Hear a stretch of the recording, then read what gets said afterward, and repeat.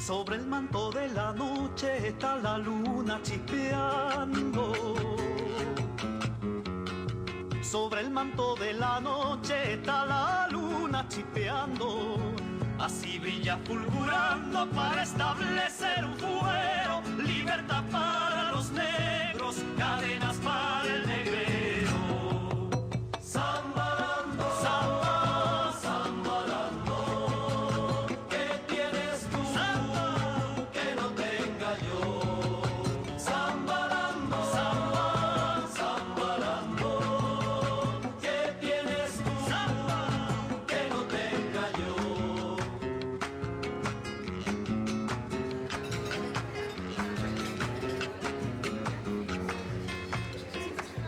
Mi padre, siendo tan pobre, dejó una herencia fastuosa. Mi padre, siendo tan pobre, dejó una herencia fastuosa. Este lugar donde los cuerpos eran expuestos, castigados, humillados públicamente, no es solamente una referencia del pasado, es también una metáfora persistente, una señal de que la violencia, cuando se institucionaliza, deja marcas que atraviesan generaciones. Y sin embargo, este libro no se queda en la denuncia, no es únicamente memoria de dolor, es también un acto de recuperación, de dignidad, de voz. Porque la poesía, y esto lo sabemos quienes creemos en la palabra, tiene una capacidad única, la de decir lo que la historia oficial muchas veces calla, la de nombrar lo que ha sido negado y la de devolver la humanidad allí donde hubo despojo. En ese sentido, El Pelourinho no es solo un libro de poesía, es un gesto, es una toma de posición, una forma de decir esto ocurrió, esto importa y esto no puede volver a repetirse. Pero también es algo más, es una invitación a mirar de frente, a incomodarnos, a preguntarnos qué lugar ocupamos hoy frente a esas historias.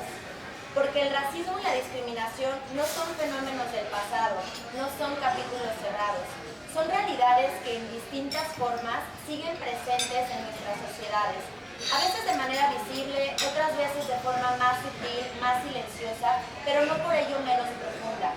Y es precisamente ahí donde la literatura cobra un papel fundamental, no como ornamento, no como evasión, sino como una herramienta de conciencia. Esta mañana no venimos únicamente a escuchar, venimos a pensar, a sentir, a dialogar, a abrir un espacio donde la palabra circule con libertad, pero también con responsabilidad.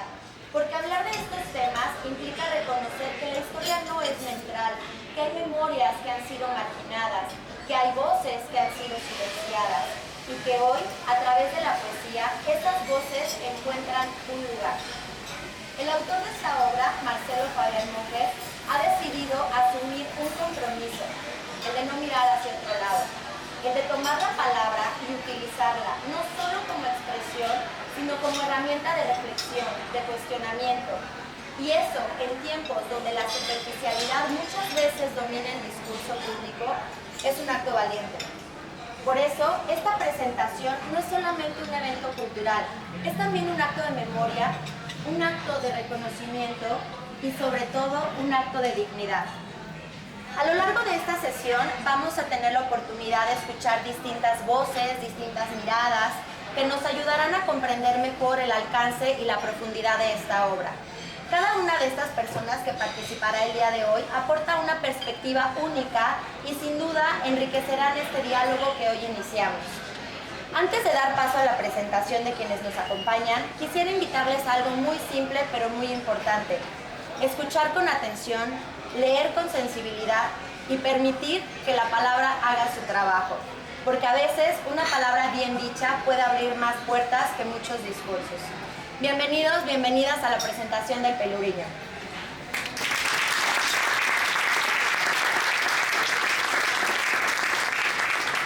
El día de hoy, cada ponente va a tener un máximo de 10 minutos para su intervención. Mientras se desarrolla la presentación, los asistentes, a quienes les agradecemos su presencia, como también a los medios de comunicación, podrán seguir disfrutando de jugo, café, fruta y pan. Posteriormente, vamos a tener una sesión de preguntas y respuestas y de reflexión si desean participar. Les pedimos anotar sus preguntas en una de las tarjetas que van a ir pasando. Muy bien, para comenzar, es un honor para mí presentar el día de hoy al escritor y poeta Marlene Pacini, autora del hermoso prólogo del libro que hoy presentamos. Ella es licenciada en Ciencias de la Comunicación, poeta, escritora, artista visual, psicoterapeuta transpersonal. Tiene una maestría en literatura hispanoamericana y un diplomado en historia renacentista. Estudió la especialidad en egiptología y jeroglíficos. Tiene publicados 20 libros de diferentes géneros. Es directora cultural del International Forum of Creativity and Humanity en Marruecos, consejera cultural del Foro Cultural Fayad en Egipto, Líbano, y es presidenta en Ciudad de México de la Academia Mexicana de Literatura. Ha recibido diversos reconocimientos internacionales en el arte y literatura, entre los que destacan la medalla de plata por su novela La danza de las mariposas por el World Organization Writers en Rusia 2024, el premio 2024 y Grand Award to Excellence por su trayectoria literaria en Caserta, Italia, el galardón Teotihuacán en literatura, arte, cultura y liderazgo femenino por el corporativo Samudi Corporation en noviembre del 2024, tiene un reconocimiento al mérito intelectual por la Benemérita Sociedad Mexicana de Estadística y Geografía de México en diciembre del 24 y ha sido también embajadora de la paz por la Universidad de las Artes y Oficios y el Claustro Nobel de las Bellas Artes. A continuación, cederé la palabra a Marlene para escuchar su intervención. Posteriormente, lectura del prólogo de su autoría y que escucharemos de su propia voz, y después nos va a deleitar recitando el primer poema de esta obra. Gracias, Marlene. Adelante.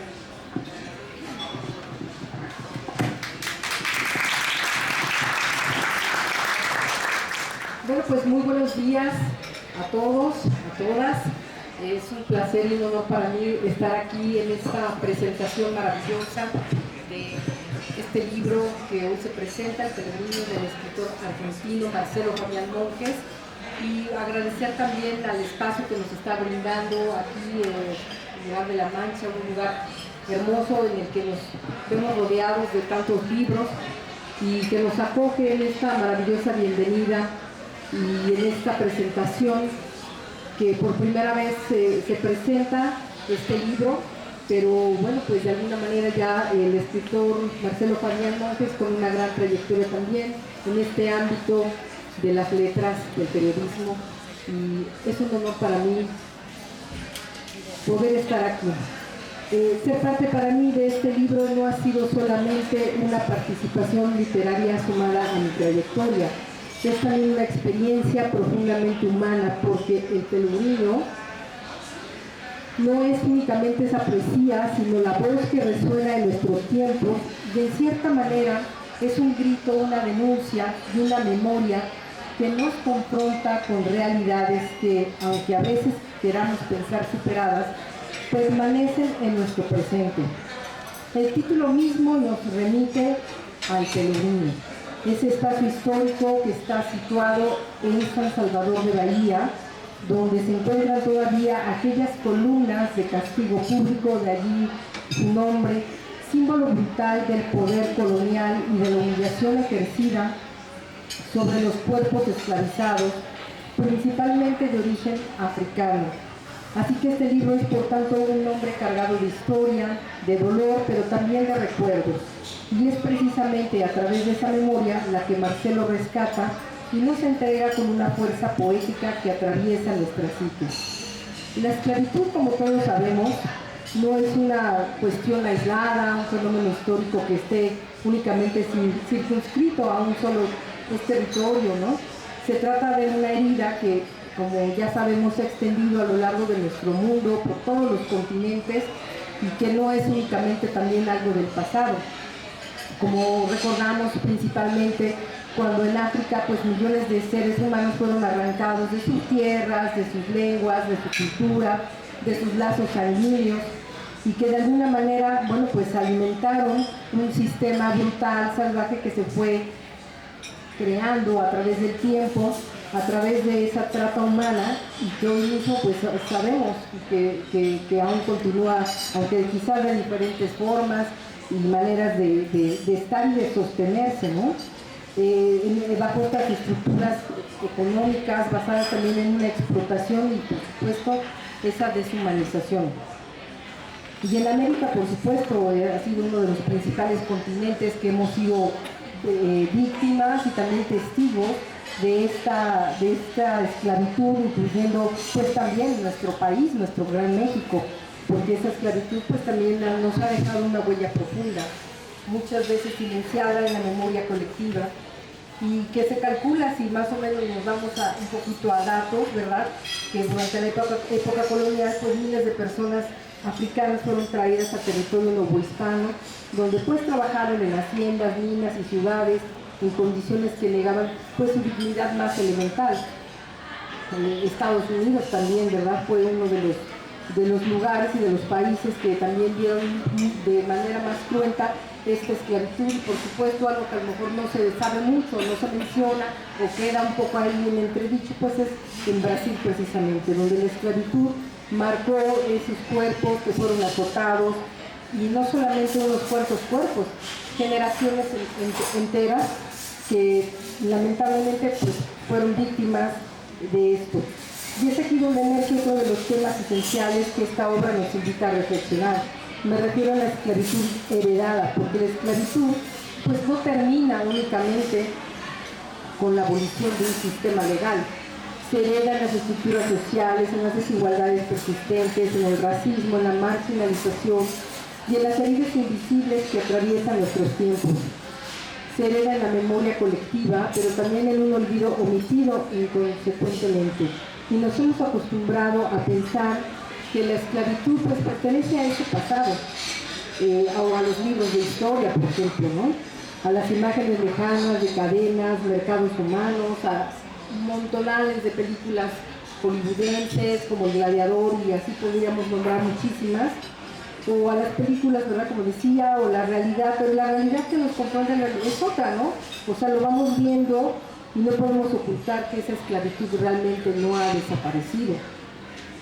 Cambia de rostro, máscaras, de maneras de quizás expresarse o de ejercerse, pero está vigente. Y hoy existe pues justamente bajo diferentes formas contemporáneas, como lo atestiguamos con la trata de personas, el trabajo forzado, la explotación laboral, la migración sometida a diferentes condiciones inhumanas, la infancia que también es robada, en los cuerpos que finalmente se convierten en mercancía. Y esa esclavitud, al ser silenciosa, bueno, pues quizás nos deja un poco fuera de este marco, nos deja a veces un poco en una cierta indiferencia, pero realmente creo que este libro viene a consolidar esa posibilidad de retomar este tema que es fuerte, pero que no debemos entrar en esa indiferencia, porque es allí donde podemos nosotros, a través de hacerlo vigente, de hacerlo visible, podemos darle un rescate, podemos alzar nuestras voces y no permitir que esto siga presentándose. Así que bueno, pues estoy muy contenta de estar en esta presentación con este libro, que cuando Marcelo me pidió que escribiera el prólogo para el libro, pues la verdad para mí fue algo muy bonito el que me tomara en cuenta. Gracias, Marcelo, por la posibilidad. Y bueno, pues ahora sí creo que me gustaría compartirles qué fue lo que escribí para este libro de poesía. Hablar del escritor argentino Marcelo Fabián Monjes no es únicamente referirse a su sólida trayectoria dentro de la narrativa de análisis periodístico, como lo es su escritura formal y documentada, con la que ha abordado múltiples temas. Sobre todo es la precisión con la que él ha manejado el actual conflicto bélico en Ucrania y los complejos movimientos geopolíticos de nuestro tiempo. Su obra ensayística ha estado marcada por la responsabilidad ética, sabiendo que contar lo que pasa en nuestro mundo implica asumir una postura frente a él. Es por eso que Marcelo es un observador consciente, que sabe bien ser intérprete y llegar con su voz a los demás. Sin embargo, en su más reciente obra, El Pelugrino, colección de poemas contra la barbarie, el autor nos revela otra dimensión de su escritura: la poesía como territorio de memoria y conciencia histórica. Y esta incursión en los versos constituye un matiz novedoso y es una consecuencia natural de la profundidad humanista que lo caracteriza. La sensibilidad que latía en su prosa encuentra ahora un eco y una respiración más honda, más visceral, más íntimamente ligada a la herida abierta de la humanidad. El Pelourinho, corazón histórico de Salvador de Bahía, el cual Marcelo visitó en algunas ocasiones, lo llevó a escribir estos poemas, no como un simple escenario geográfico, sino en el espacio que conserva la memoria del dolor. Es ese puesto infame donde el castigo se volvió espectáculo, donde la violencia se institucionalizó y adquirió rango de ritual público. Allí en esa plaza que hoy vibra con música y color, resonaron durante siglos los latigazos que desgarraban la carne de los pueblos negros, traídos como mercancía por el colonialismo portugués y en general europeo. Y es en sus poemas que volvemos a revivir esos tiempos. Sin embargo, el escritor Marcelo no se limita a evocar ese pasado, lo trae en nuestro presente porque desde sus primeros poemas el lector se va a dar cuenta que es confrontado con imágenes de una crudeza estremecedora. Y cito un verso de su libro. El látigo pega en el lomo del negro y el poste se estremece. En estos versos no solo tiembla el cuerpo castigado, también parece temblar la materia misma, como si la piedra se negara a seguir siendo cómplice del tormento. El estremecimiento es físico y simbólico también, porque la violencia no recae únicamente sobre aquel que fue esclavizado, sino sobre la humanidad entera que va encaminada a su degradación. La sangre que llora desde las costillas hasta los pies no es una imagen aislada, es un río que atraviesa la plaza y se filtra en la memoria colectiva. El espacio público destinado a la vida comunitaria se transforma en altar oscuro, donde se oficia el rito del dominio. Por tanto, el conquistador sonríe mientras contabiliza ganancias, mientras el cuerpo humano es reducido a cifra, a mercancía, a objeto intercambiable, y la lógica del mercado esclavista aparece desnuda en su brutalidad por encima de la dignidad y de la vida misma. La fuerza de este poemario no radica únicamente en su capacidad de denuncia histórica. El Pelourinho es también una reflexión profunda sobre la condición humana y su dualidad. En los poemas de Marcelo Mazademontes conviven la crueldad y la posibilidad de redención, la sombra y la luz.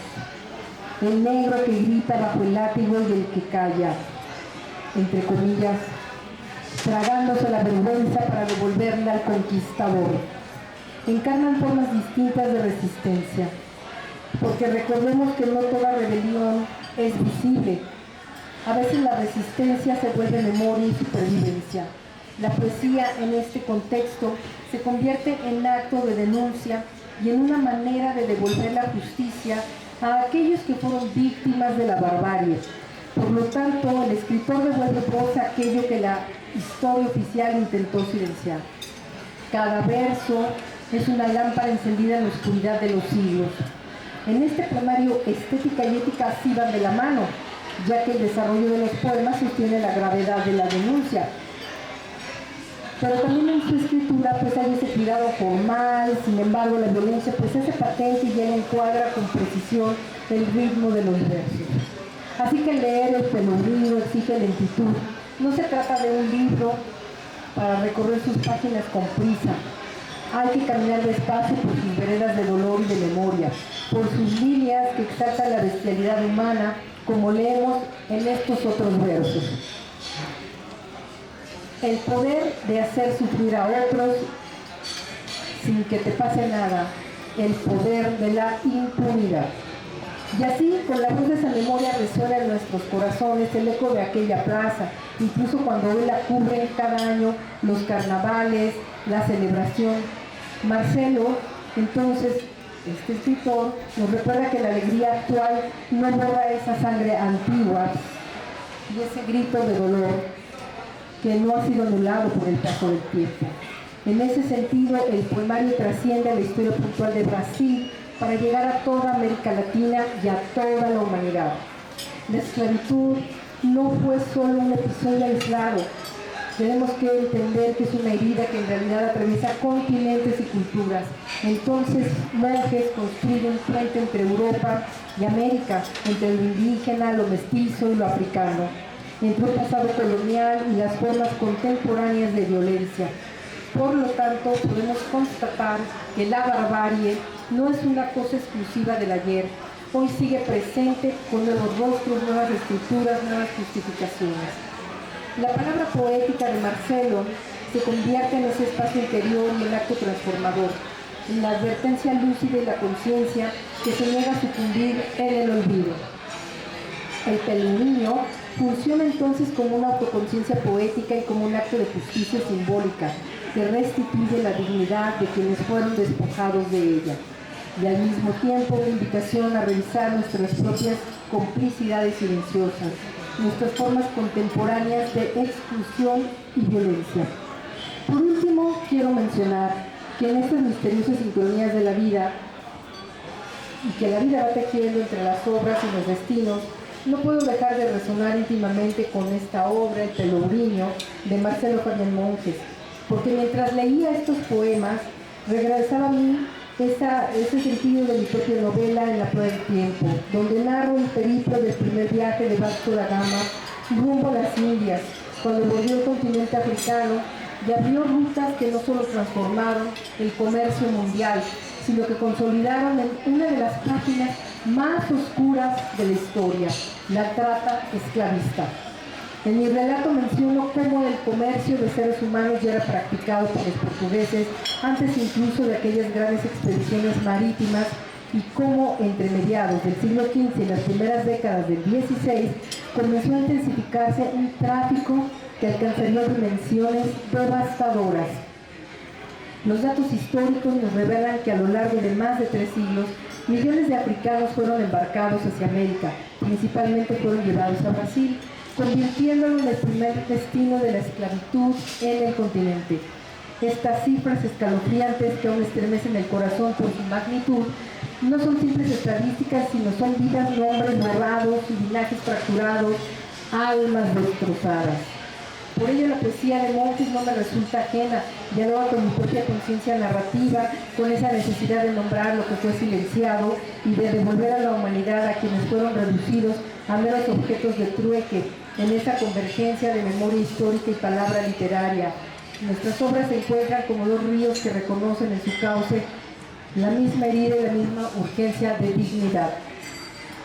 Así, al cerrarse las páginas del Pelourinho, el lector no permanecerá indemne. Algo se moverá en su interior como el poste que se estremece bajo el golpe del látigo.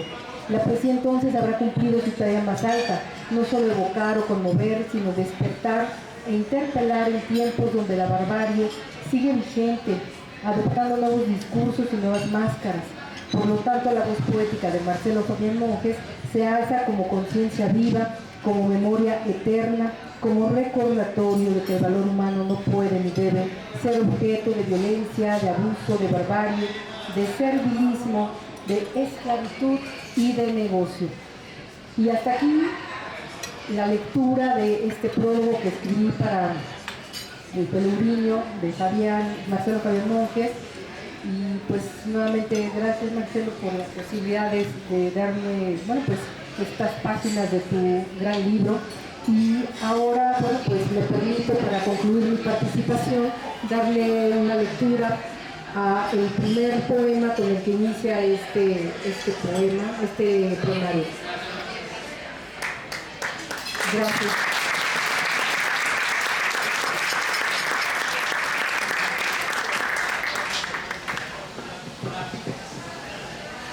El látigo pega. En el oro del negro y el poste se estremece y el corazón del negro estalla.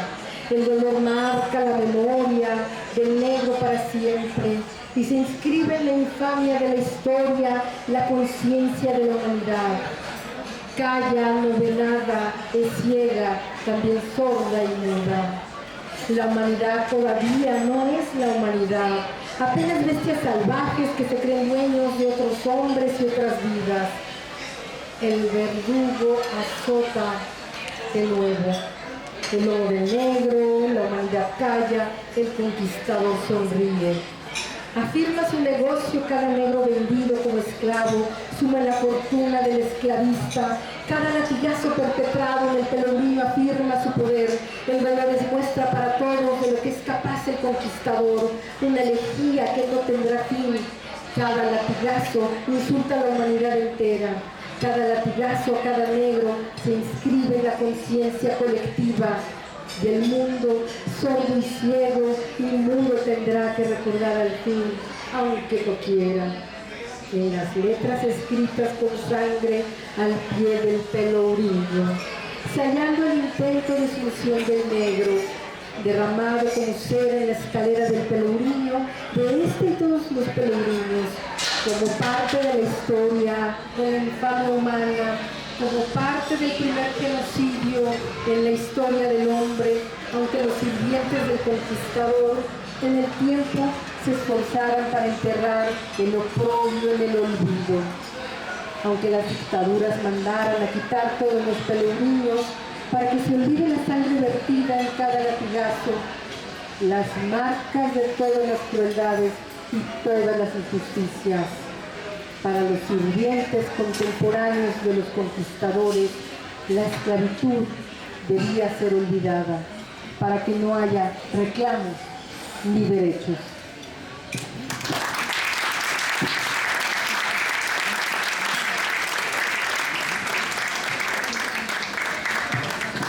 Buenos días. Muchas gracias, Darlene, por tu participación. Mi nombre es Julieta Cano y seré también moderadora de este evento. Les recordamos que el libro que hoy se presenta estará disponible para adquirirse aquí o lo pueden encontrar en la plataforma Amazon en formato pasta blanda y digital. A continuación, les quiero compartir una nota que publicó el portal El Punto Crítico y que nos parece muy loable en su contenido. El pelourinho, poesía, memoria y dignidad frente a la barbarie. Hay libros que se escriben para entretener, otros para reflexionar, y algunos, los menos, para recordar lo que la historia ha querido sepultar bajo capas de olvido. El pelourinho pertenece a esta última categoría. No es un libro cómodo, no busca agradar, busca, ante todo, hacer presente lo que no debe olvidarse. Este libro de poesía del escritor argentino-mexicano Marcelo Fabián Monjes se inscribe en una tradición profunda, la de la memoria histórica convertida en palabras. Su eje central es la esclavitud, pero no como dato frío ni como referencia académica, sino como experiencia viva, como herida abierta que atraviesa el tiempo y se encarna en el lenguaje. Aquí no hay distancia entre el hecho histórico y la emoción, hay una fusión deliberada entre pasado y presente, entre cuerpo y palabra. El símbolo del pelourinho. El título del libro no es casual. El pelourinho, la picota donde se castigaba públicamente a los esclavos, es uno de los símbolos más brutales del orden colonial. Representa la humillación, el castigo ejemplar, la cosificación del ser humano. Pero en este libro ese símbolo se transforma. Ya no es únicamente un instrumento de castigo, se convierte en un eje poético, en un punto de condensación donde se cruzan la violencia, la memoria, la dignidad. El pelourinho deja de ser solo un objeto histórico para convertirse en un territorio simbólico donde se interroga el poder, la injusticia y la condición humana. Una poesía sin concesiones. El tono del libro es directo, intenso, sin adornos innecesarios. No hay voluntad de embellecer el horror ni de suavizar el dolor. Por el contrario, hay una decisión consciente de nombrar las cosas como son, de entrar en la materia cruda de la historia. Los poemas no buscan neutralidad, buscan la verdad emocional. En ellos aparecen la violencia estructural de la esclavitud, la deshumanización sistemática, la memoria colectiva, la dignidad de quienes resistieron, la persistencia del dolor en el presente y la transmutación del dolor en alegría y en experiencia de vida. Y todo esto se articula con una cadencia que recuerda, en momentos, a la música, su ritmo, repetición y respiración, como si el poema fuera también un cuerpo que late. Bahía, el territorio donde la memoria respira. Hay un elemento fundamental que atraviesa todo el libro, el lugar donde fue escrito. El Pelourinho fue escrito en San Salvador de Bahía, Brasil, y específicamente al frente de la casa de la Fundación Jorge Amado, donde existía un Pelourinho antiguamente. Y este dato no es anecdótico, es estructural. Bahía no solo es un espacio geográfico, es uno de los centros históricos más intensos de la memoria afrodescendiente en América Latina. Es un territorio donde la esclavitud no es pasado distante, sino presencia viva en la cultura, en la música, en la arquitectura, en los cuerpos. Y el Pelourinho, como barrio y como símbolo, es el corazón de esa memoria. Escribir este libro ahí implica una conexión directa con la historia, una inmersión en un espacio cargado de significado, una experiencia que atraviesa lo sensorial, lo emocional y lo intelectual. No es lo mismo escribir sobre la esclavitud desde la distancia que hacerlo en un lugar donde esa historia todavía se respira en cada calle. La influencia de Jorge Amado. La elección de la casa de la Fundación Jorge Amado como espacio de escritura añade otra capa de profundidad. Jorge Amado fue uno de los grandes narradores de América Latina. Su obra está profundamente ligada a Bahía, a su gente, a sus contradicciones, a su riqueza cultural y a sus tensiones sociales. Amado no escribió desde la neutralidad, escribió desde la vida. Sus novelas, como Capitanes de la Arena o Doña Flor y sus dos maridos, construyen un universo donde lo popular, lo marginal, lo sensual y lo político conviven sin jerarquías. En su obra hay una reivindicación de los excluidos, una mirada crítica sobre el poder y una profunda humanidad en sus personajes. En ese sentido, escribir el Pelourinho es un espacio vinculado a Amado. Es un espacio vinculado a Amado y no es casual. Hay una afinidad en la preocupación por los olvidados, en la voluntad de narrar lo que incomoda y en la convicción de que la literatura puede ser también un acto de justicia. Memoria, denuncia y belleza. Lo más potente del Pelourinho es que logra sostener tres dimensiones al mismo tiempo. Memoria, porque rescata lo que la historia oficial tiende a ocultar. Denuncia, ya que señala la violencia estructural sin eufemismos. Belleza, toda vez que construye una forma poética que no renuncia al lenguaje. Esa combinación es difícil, y aquí se logra sin caer ni en el panfleto ni en la estetización vacía del dolor. Un libro necesario. Es un tiempo donde la velocidad de la información tiende a borrar la profundidad de los procesos históricos. Libros como el Pelourinho cumplen una función esencial: detener, recordar e incomodar. No es un libro para pasar el tiempo, es un libro para enfrentarse en él. El Pelourinho es el 14º libro de Marcelo Fabián Monjes y cuenta con un prólogo de la escritora y poeta Marlene Pacini. A continuación presentaré a nuestra siguiente ponente, quien nos dará su participación y el poema 2 y 3 del libro. Antonieta Bonilla.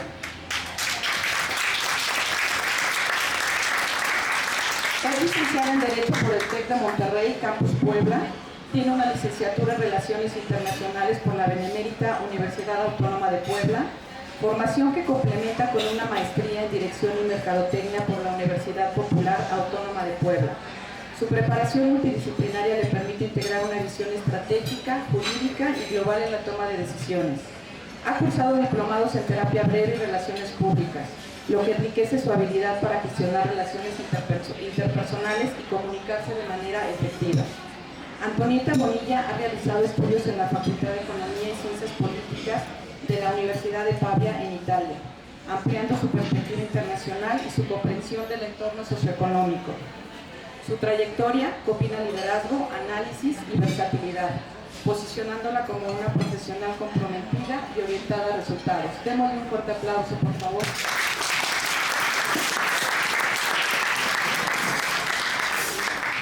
Estimados invitados, académicos, lectores, amantes de la poesía aquí presentes, es un honor para mí estar de nueva cuenta con ustedes para presentar otra de las obras del maestro Marcelo Fabián Monjes aquí presente. Esta obra literaria trae de vuelta aquello que la historia intentó enterrar bajo el polvo del silencio. El Pelourinho no pretende seducir. Su objetivo es la memoria histórica, dicha a través del lenguaje poético. La esclavitud atraviesa sus páginas no como dato inerte ni referencia académica, sino como vivencia latente, como herida que sigue palpitando en el tiempo. Aquí el pasado no se observa desde lejos, se encarna. Historia y emoción se funden. El cuerpo se vuelve palabra y la palabra testimonio.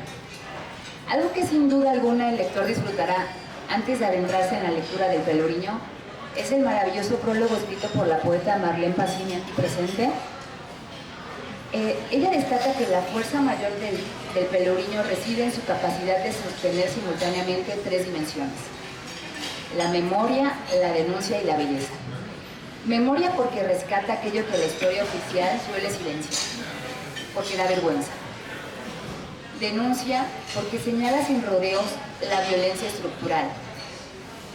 Y la belleza, lo más importante, al no renunciar jamás a la potencia del lenguaje poético. Ese equilibrio es muy raro y complejo, pero aquí se alcanza de una manera fabulosa, sin caer en panfletos y en la estetización vaciar el sufrimiento.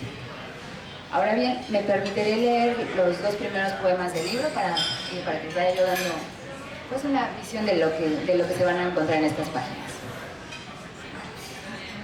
La sangre del negro llora, desde las costillas hasta los pies, y riega de degradación el piso del Pelourinho, la plaza principal de la ciudad viva, que al final también para eso es el tormento. Mientras unos se lamentan, otros se horrorizan, y para algunos es una muestra de poder, el poder de avergonzar a otros, de arrancarle la vida a latigazos. Allí había muchos negros que resistían, que se esforzaban por hacer las menores muecas posibles, para no darle con el gusto al verdugo ni al conquistador.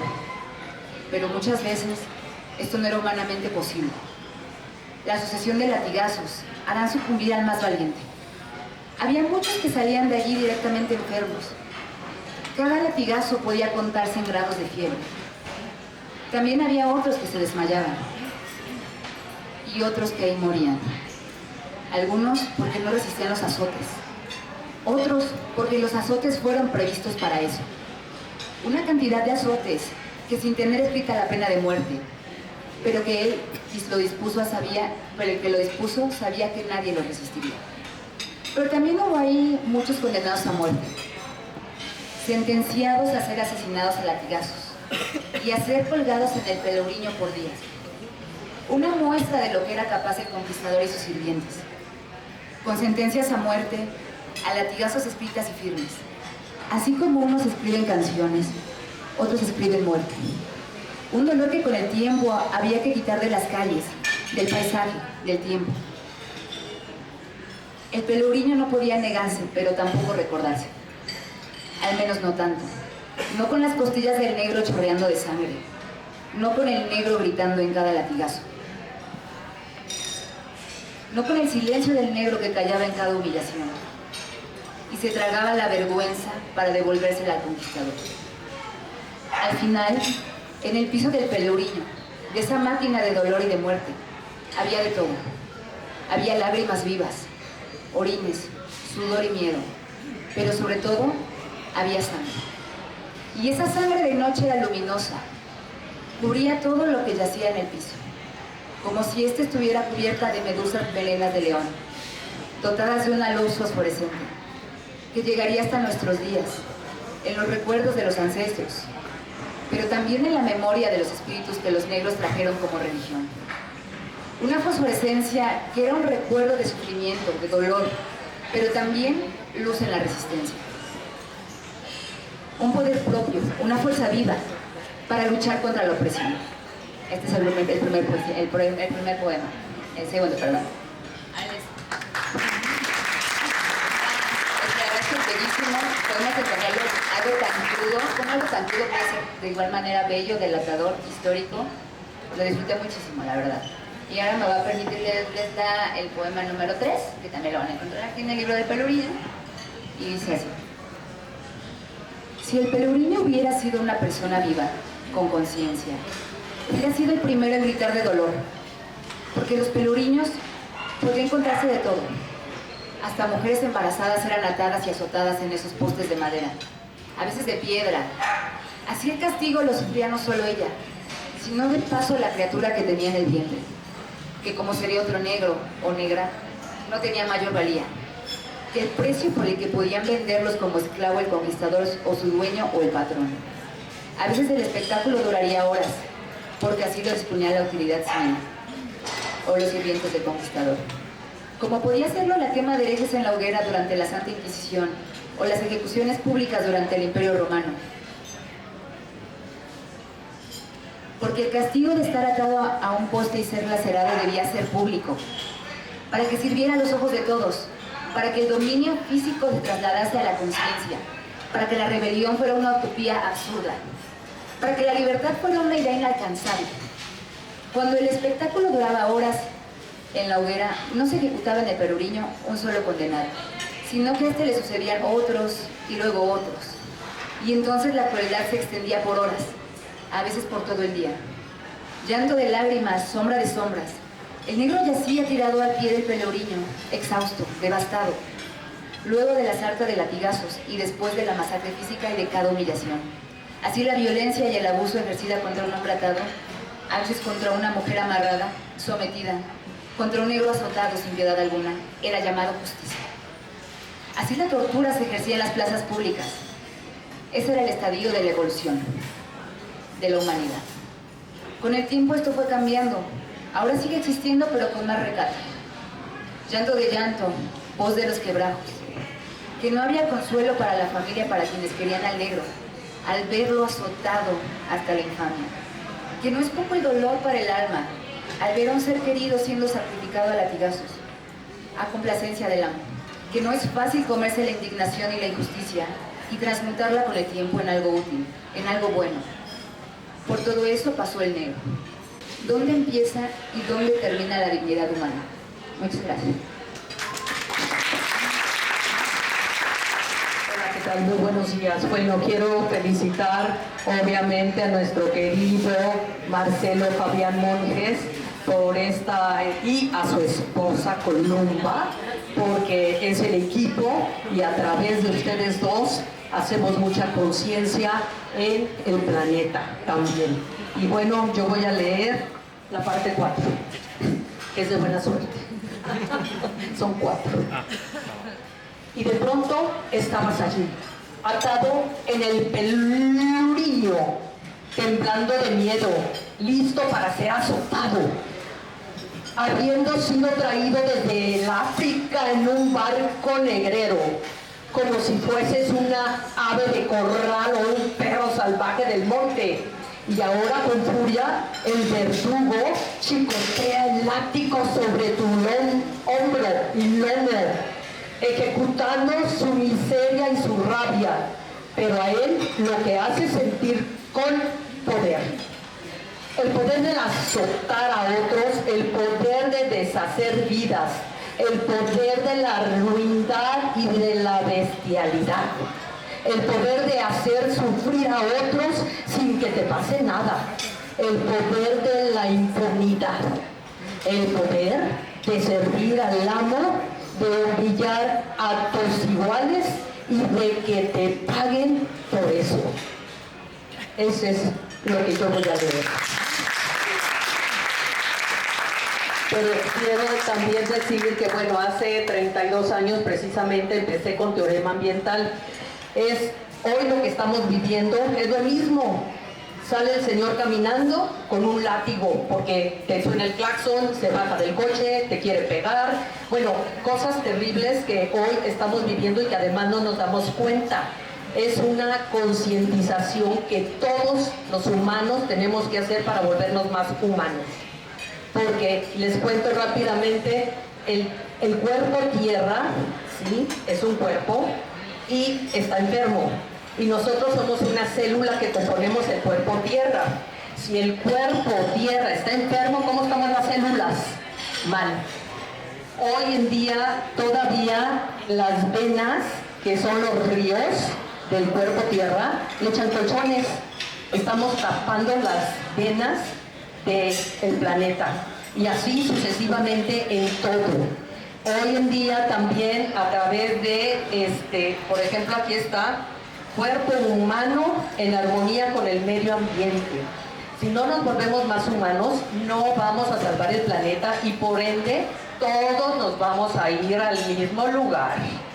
Luego está 2000 Agro, la revista industrial del campo, maquinaria y tecnología agrícola de última generación. Si no ponemos atención en lo que estamos ingiriendo, lo que estamos comiendo, igual se regaron con aguas negras y nos lo estamos metiendo. ¿Qué estamos haciendo? Pues destruyéndonos también. Y todo está vinculado con nosotros. Nosotros somos los que tenemos que educar y hacer conciencia para que el ser humano se vuelva más humano. Después, protocolo, pues es toda la globalización a través de qué tecnologías hay en Holanda, que siempre pongo el ejemplo. En Holanda sube el agua del mar y no se inunda. Pero aquí en México se nos inundan, bueno, Tabasco. Terrible. Y tenemos que buscar tecnologías en el mundo y que vengan a México y resuelvan, y viceversa, porque aquí tenemos científicos de primera, chicos que están estudiando y que ya tienen tecnología, pero están en cajoncito. ¿Quién va a saber eso? Hay que sacarlo a la luz para que Guatemala diga, claro, eso es lo que estábamos buscando. Entonces, ese es mi comunicado y bueno, pues ya tendremos oportunidad de trabajar más con estos temas, pero sí es muy importante la concientización para que, fíjense, nada más para terminar, cuando nació la revista decía, gracias a ti la Tierra vivirá 10 minutos más. Hace 32 años, ¿eh? Luego dije, tú, y yo. Somos un recurso humano mexicano no renovable. Hay una como tú, hay uno como tú, no hay dos. Este año decimos más de 32 años trabajando para comunicar lo que ustedes hacen bien. Muchas gracias, muchas felicidades, señor. Tú estás comunicando y proveyendo información para volvernos más sensibles y por ende volvernos más humanos.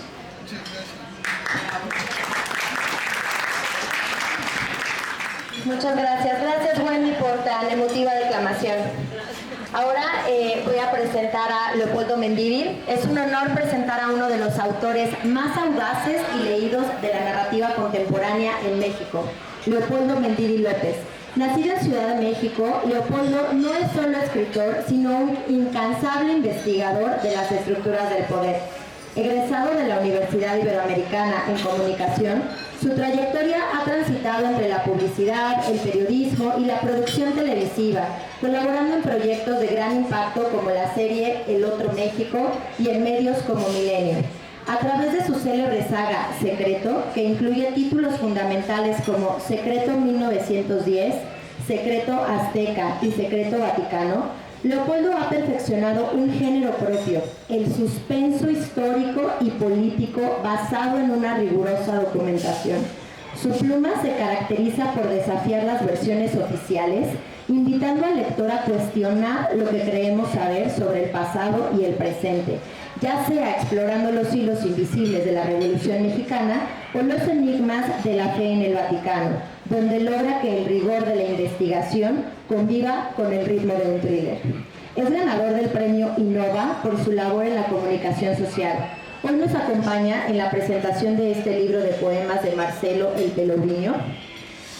Con un aplauso vamos a cederle la palabra a Leopoldo Mendívil López.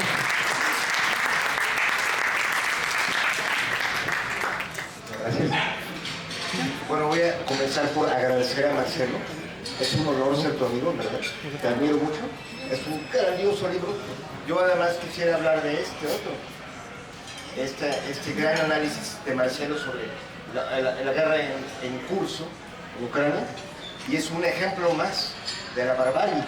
La barbarie no ha terminado, ¿no? Y de eso es de lo que yo quisiera ahorita compartir. Y también felicitar a Columba.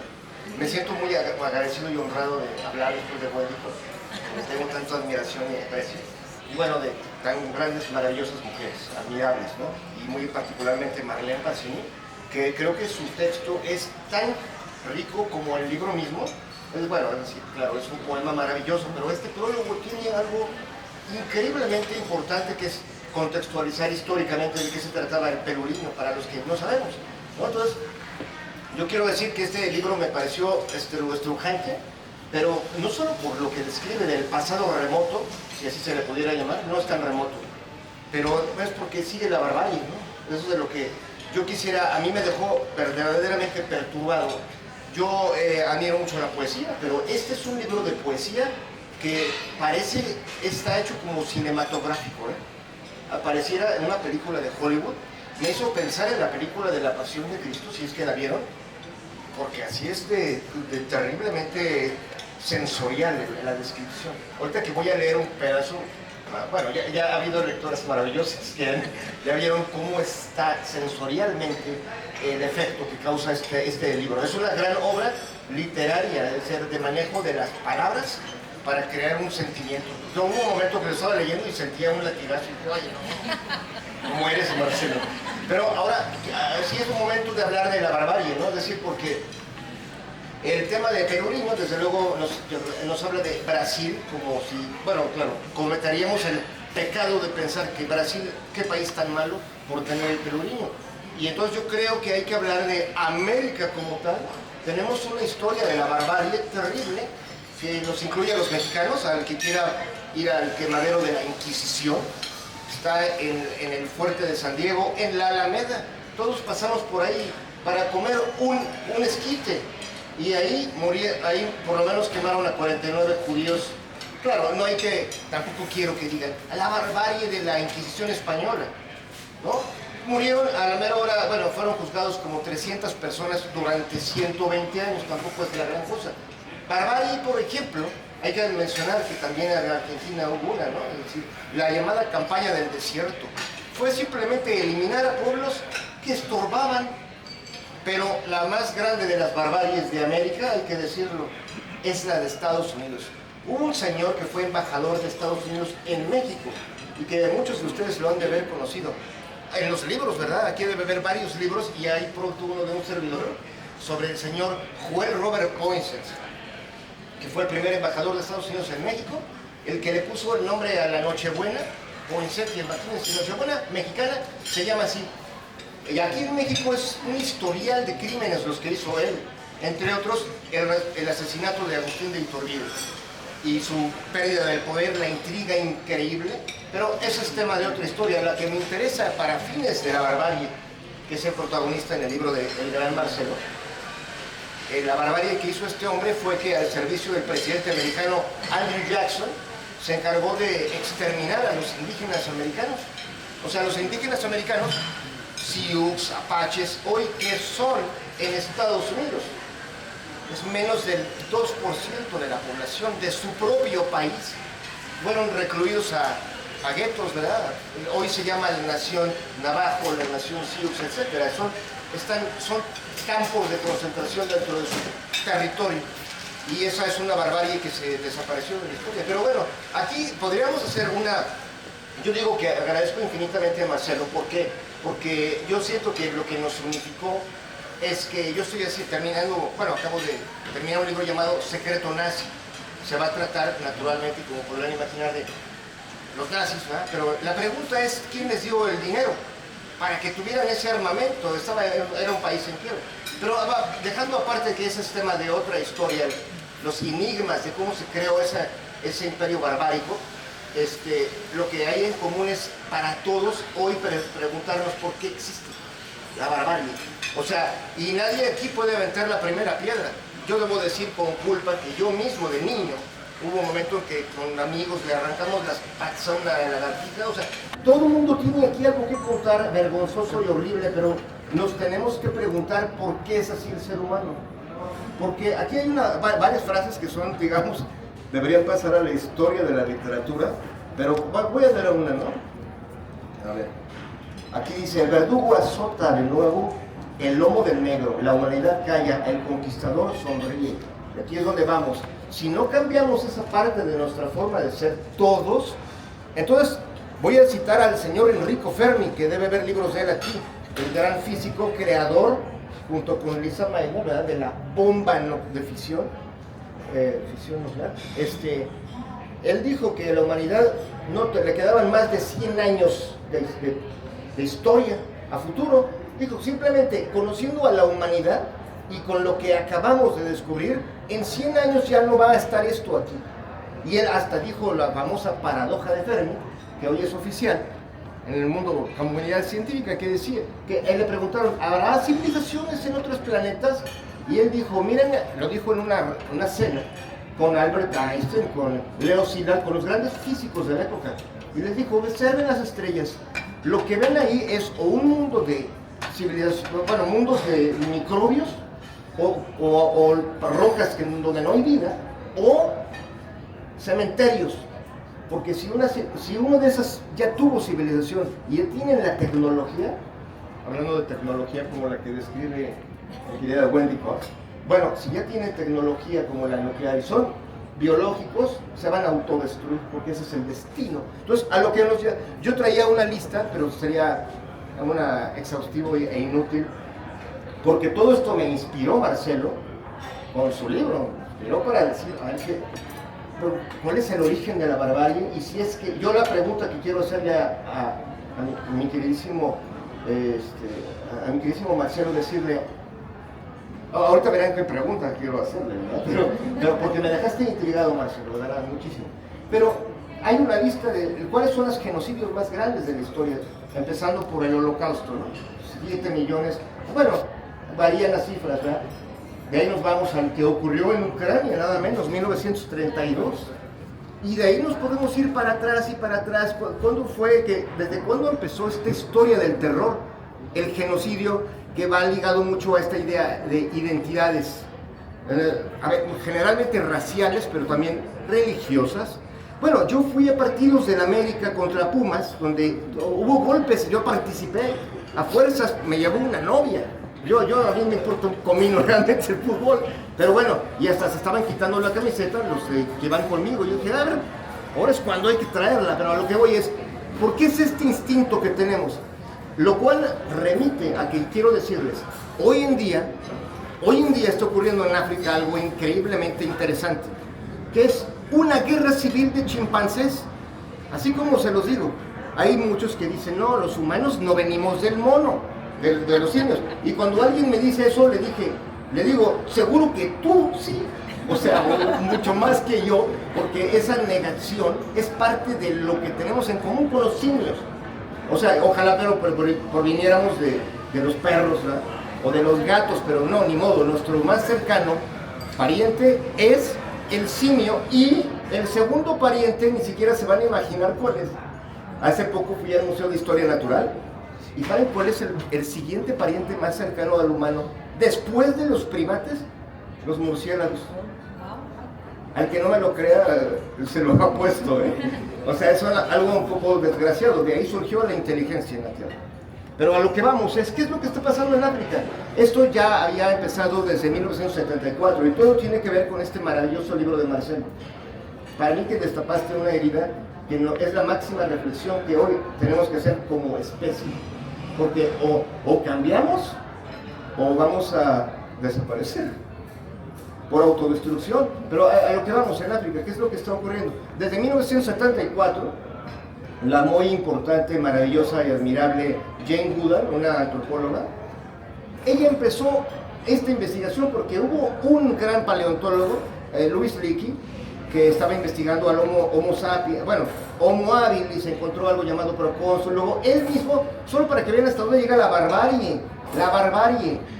Ahora imagínense que están en ABC News, Estados Unidos, hablando la noticia del descubrimiento de Lucy, la mujer Australopithecus de hace 2 millones de años, descubierta recién en aquel momento por el antropólogo Paul Johansson, ¿no?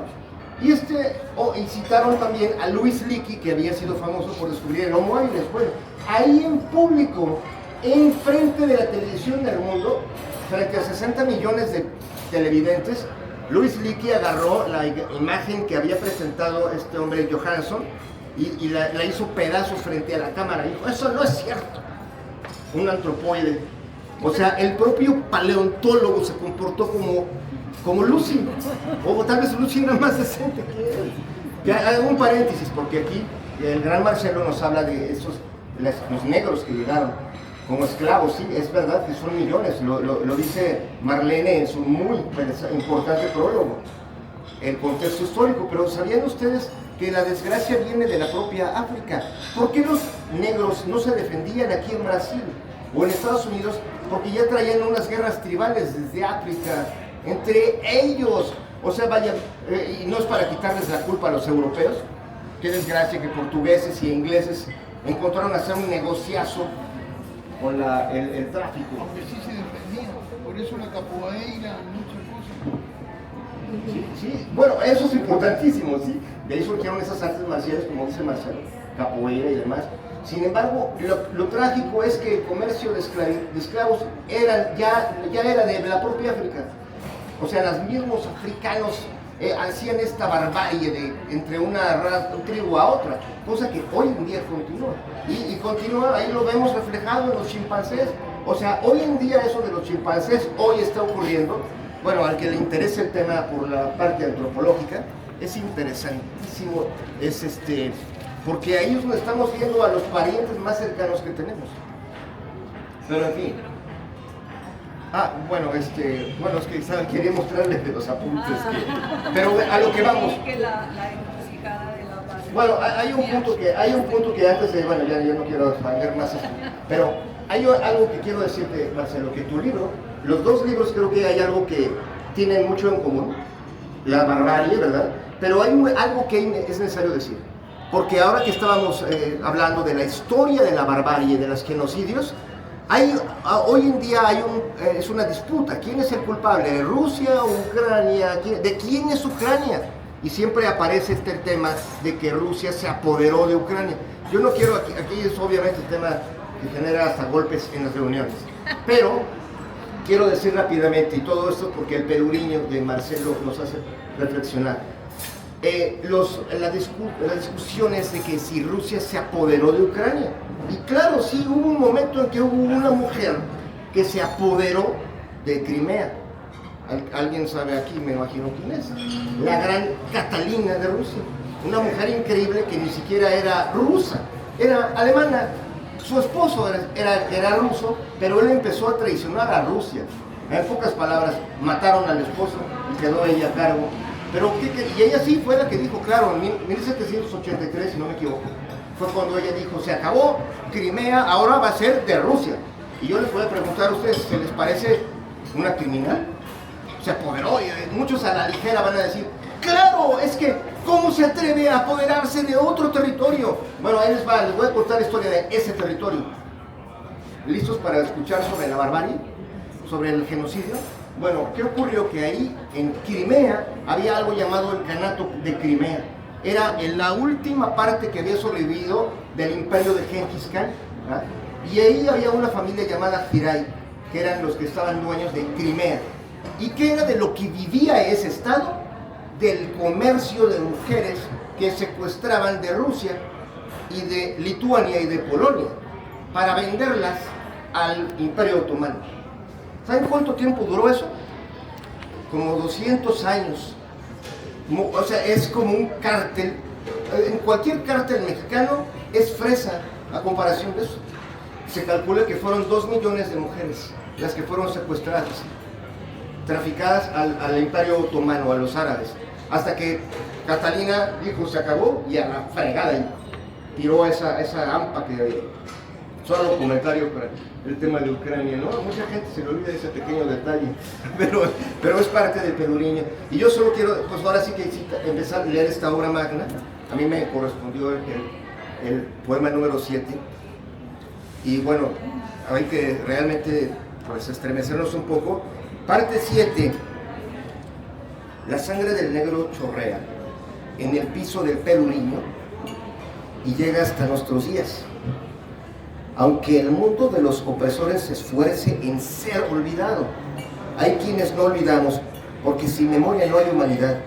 Sin memoria, el alma de la humanidad sería como una aníbal, una familia completa en un cuerpo con demencia, algo inútil para sí mismo y para los demás, aunque las dictaduras se esforzaron siempre en borrar la memoria.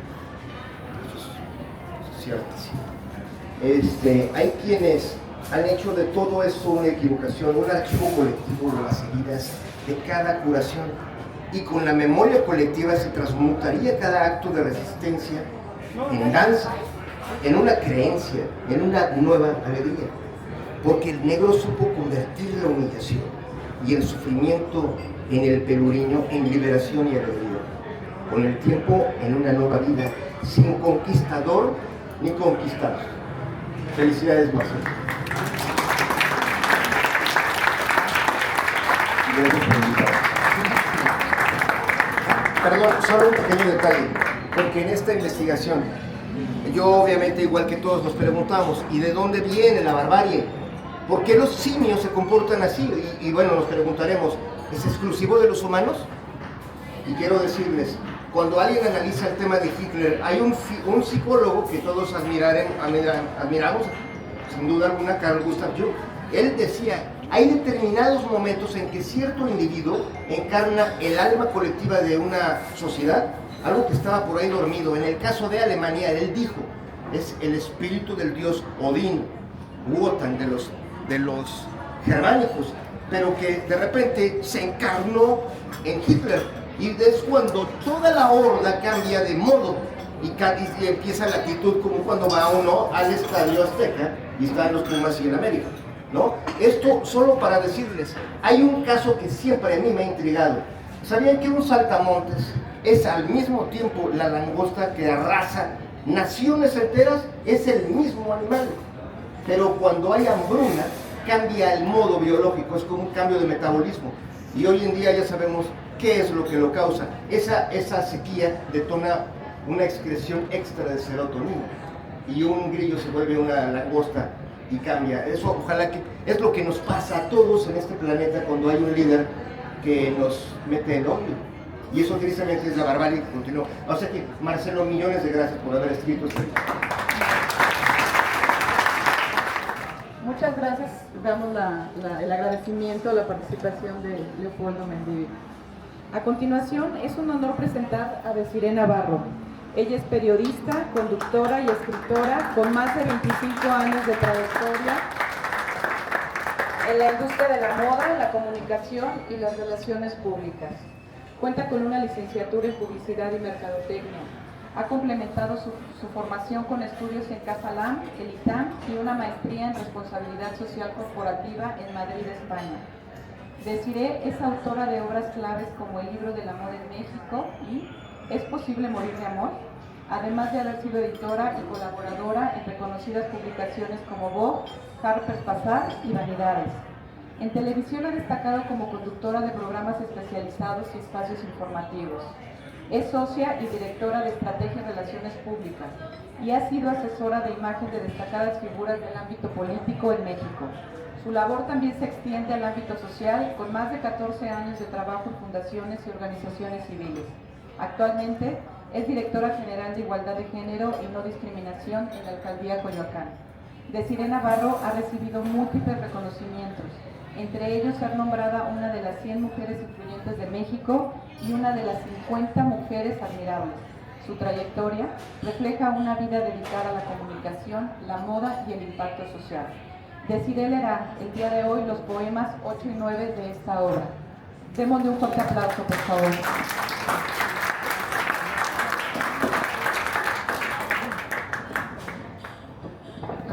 ¿Qué tal? Muy buenos días, lectoras, lectores, amigos periodistas y por supuesto pues un agradecimiento muy especial pues a mi querido amigo Marcelo Fabián Monjes, a Columna, por este honor de estar aquí por muchas razones. Primero que nada porque siempre en la vida tenemos personajes, amigos, compañeros, pues que te apoyan en todos tus sueños, en todas tus locuras, que no sabes ni a qué vas, pero tú vas porque siempre es importante dar la compañía. Y bueno, con Marcelo no es la excepción. Ya tuvimos la oportunidad de presentar su libro Ucrania entre la esperanza y el infierno en julio de 2023, nada menos que en la Casa de Cultura Reyes Heroles en Coyoacán, epicentro, por supuesto, de la cultura, y fue un honor y un placer no solamente presentarlo, sino acompañarlo también con la excelentísima embajadora de Ucrania en México, en la Cámara de Senadores, donde también se presentó este libro. Pero bueno, ahora, y digo que es de las dos partes, porque también Marcelo me ha acompañado desde el 2018, cuando fundé uno de los primeros colectivos feministas, Hijas de la MX, que dio mucha batalla al gobierno hablando de los feminicidios.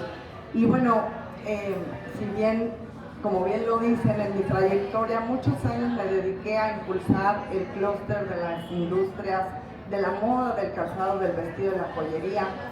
Pero el libro que marcó mi vida y que hizo el cambio para que yo fuera hoy en día defensora de los derechos humanos de mujeres y de niñas fue definitivamente Es posible morir de amor, historias reales de mujeres reales. Y bueno, como amante de los libros, como lectora ávida, pues me da mucho gusto que Marcelo me haya invitado a leer, a conocer y adentrarme en las páginas del Pelourinho. Interpela desde un lugar muy humano, porque muestra que la historia no es algo muerto, ni lejano tampoco, sino una herida que sigue abierta en los cuerpos, en los rostros y las vidas de quienes habitan ese barrio. Monjes no se limita a denunciar la esclavitud y la desigualdad como datos históricos, sino que las hace sentir en la intimidad de sus personajes, en sus miedos, sus deseos, sus pequeñas alegrías cotidianas. Hay una mirada claramente humanista en la forma en que el libro rescata la dignidad de quienes han sido reducidos a números o estereotipos. Trabajadores informales, mujeres explotadas.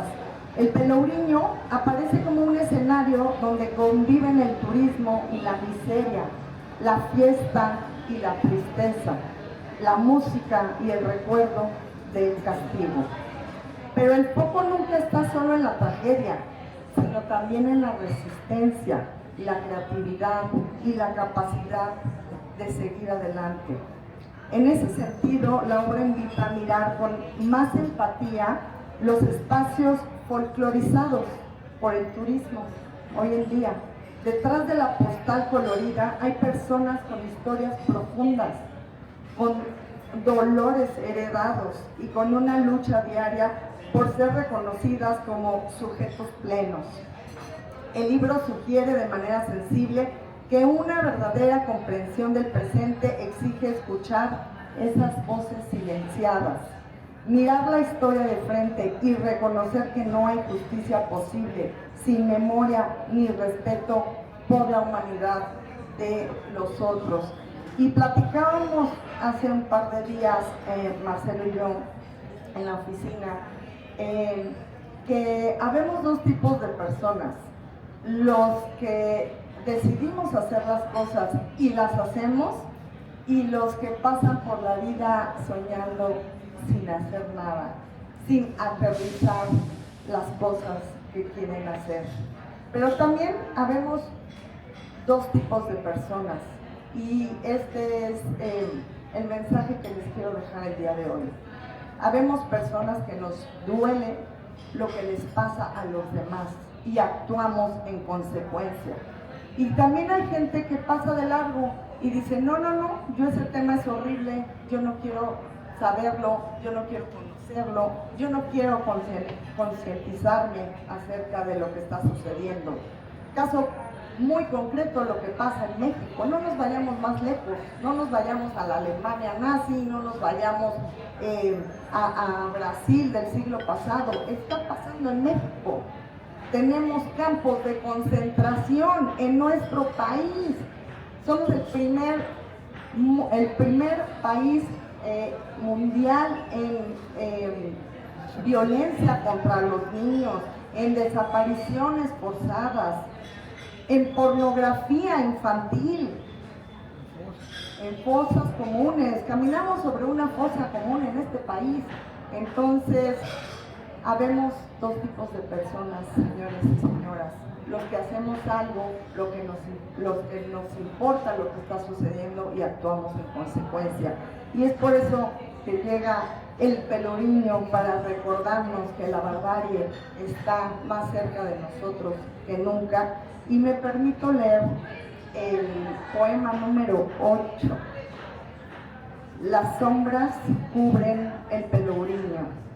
Son las sombras de la muerte, de la injusticia, del dolor, de los muertos que murieron amarrados a sus garfios, a sus pies.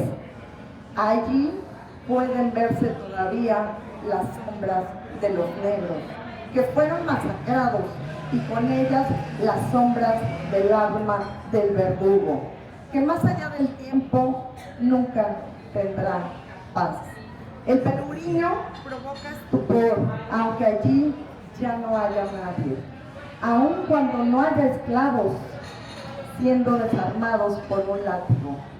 Para eso fue hecho el Peloriño, para proyectar miedo, para proclamar el sometimiento, para que el negro supiera que cualquier injusticia podía caerle encima, si a su dueño se le antojaba. Así había Peloriños en haciendas que eran aún más crueles que los de la plaza pública. Si de algo es símbolo, el Peloriño es de la crueldad humana, del abuso, de la injusticia y de la impiedad. El Peloriño, como símbolo del terror, de barbarie, perdura y perdurará en la conciencia humana. Aunque las dictaduras nos hayan extirpado de las plazas públicas, aunque se hayan esforzado por enterrarlos en su vida. Muchas gracias.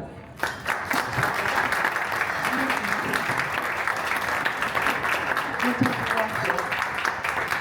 Y bueno, cuando leo estos poemas, de verdad se me enchina la piel y cierro los ojos y me traslado a ese momento histórico. Sombra de sombras, muerte de muertos, condenados de antemano, cancelación de la unidad. En cada latigazo, eso es el Peloriño, donde la sangre del esclavo grita el dolor que arde, que cruza el tiempo y emerge de la barbarie. El azote esgrimido como una vileza, sin escrúpulos. La sangre del negro escupida desde el cuerpo, como algo que no vale nada. ¿Cuánto valdría la sangre del negro para el esclavista? ¿Cuánto el sufrimiento humano? ¿Cuánto hacerte dueño de la vida de otros a puros latigazos? Por ser los autores de la ley, por ser los dueños de las normas, por tener la fuerza, pero no la razón. El dolor como escarmiento, instrumento del dolor, el dolor como instrumento. Llagas vivas imprimidas a fuego, marcas en el cuerpo que quedarán para siempre. Una marca personal y colectiva para que además todos la vean infligida en ese poste, que unas veces es de madera y otras de piedra, al que dieron por nombre Peloriño. Un lugar con el piso siempre rojo, rojo de sangre viva, rojo de dolor, negro de injusticia y de los fustes del negro lacerado.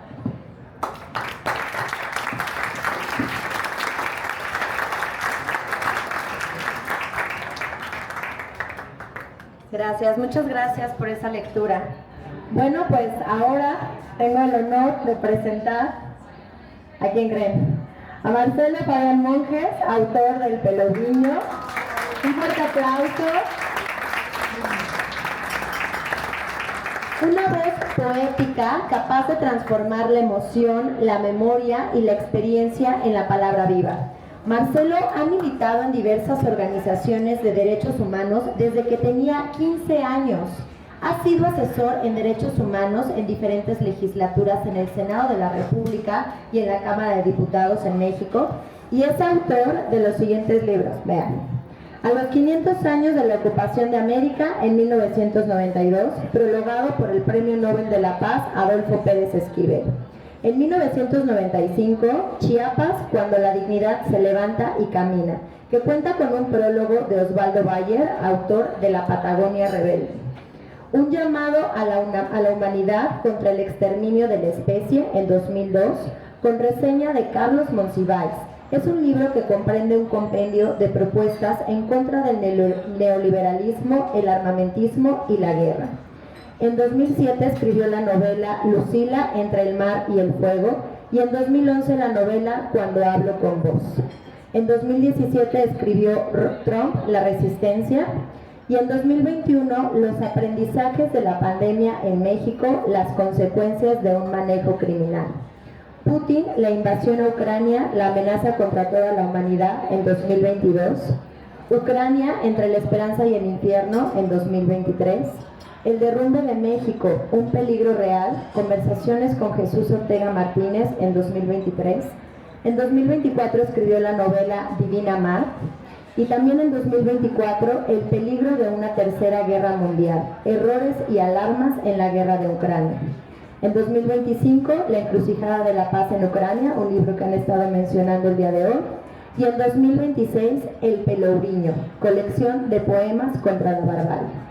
Marcelo Fabián Monjes ha escrito en el periódico Página 12 de Argentina, y en México ha colaborado en el periódico El Universal, La Jornada, Reforma, en la revista Mira, en la revista Crisis, y en el Diario de México es el autor de la columna Espada de dos manos.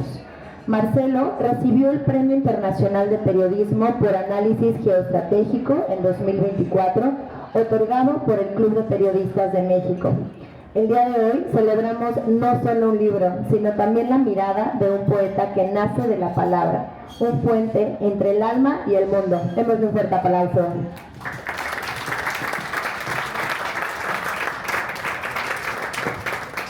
Hola, gracias.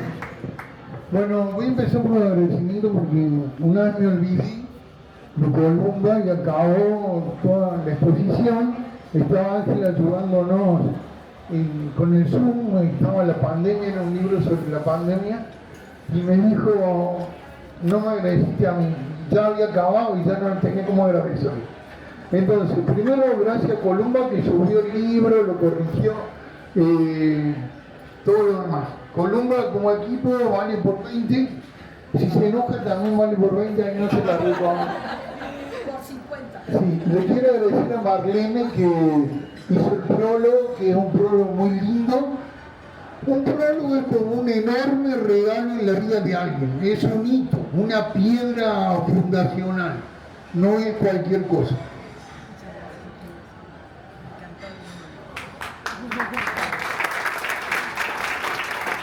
Le quiero agradecer a Leopoldo, que cualquier cosa que diga de Leopoldo es poca, cualquiera, como amigo, como ser humano. Una cosa que me encanta de Leopoldo es que ahí todo le asombra, y eso es magnífico, eso es filosófico, eso es tal vez una de las bases más grandes de su creatividad. Cuando lo conocí a Marco, el subcomandante Marco en el 94, lo escuché decir, si estas comunidades han sobrevivido, unas comunidades que la gente acá no tiene ni idea porque tienen piso de barro, paredes de barro, techo de paja, frijoles cuando hay, y café y no hay otra comida. Marcos dijo, si esta comunidad ha sobrevivido es gracias a su asombro. Si no fuera por su capacidad de asombro, se hubieran muerto. Leopoldo tiene esa capacidad de asombro. Es grandioso. Gracias. Después les quiero contar dos cosas que se me ocurrían acá. Digo, menos mal que no le debo dinero a nadie, esto como secreto entre nosotros, porque todos se conocen y esta ciudad funciona como un pueblo. Yo digo, si le debieran dinero a Leopoldo, a Desiree, a Marlene, acá llegan yo los invité acá, ya se conocían todos. Entonces todos dirían, no, este comandante me debe dinero, estaría fundido.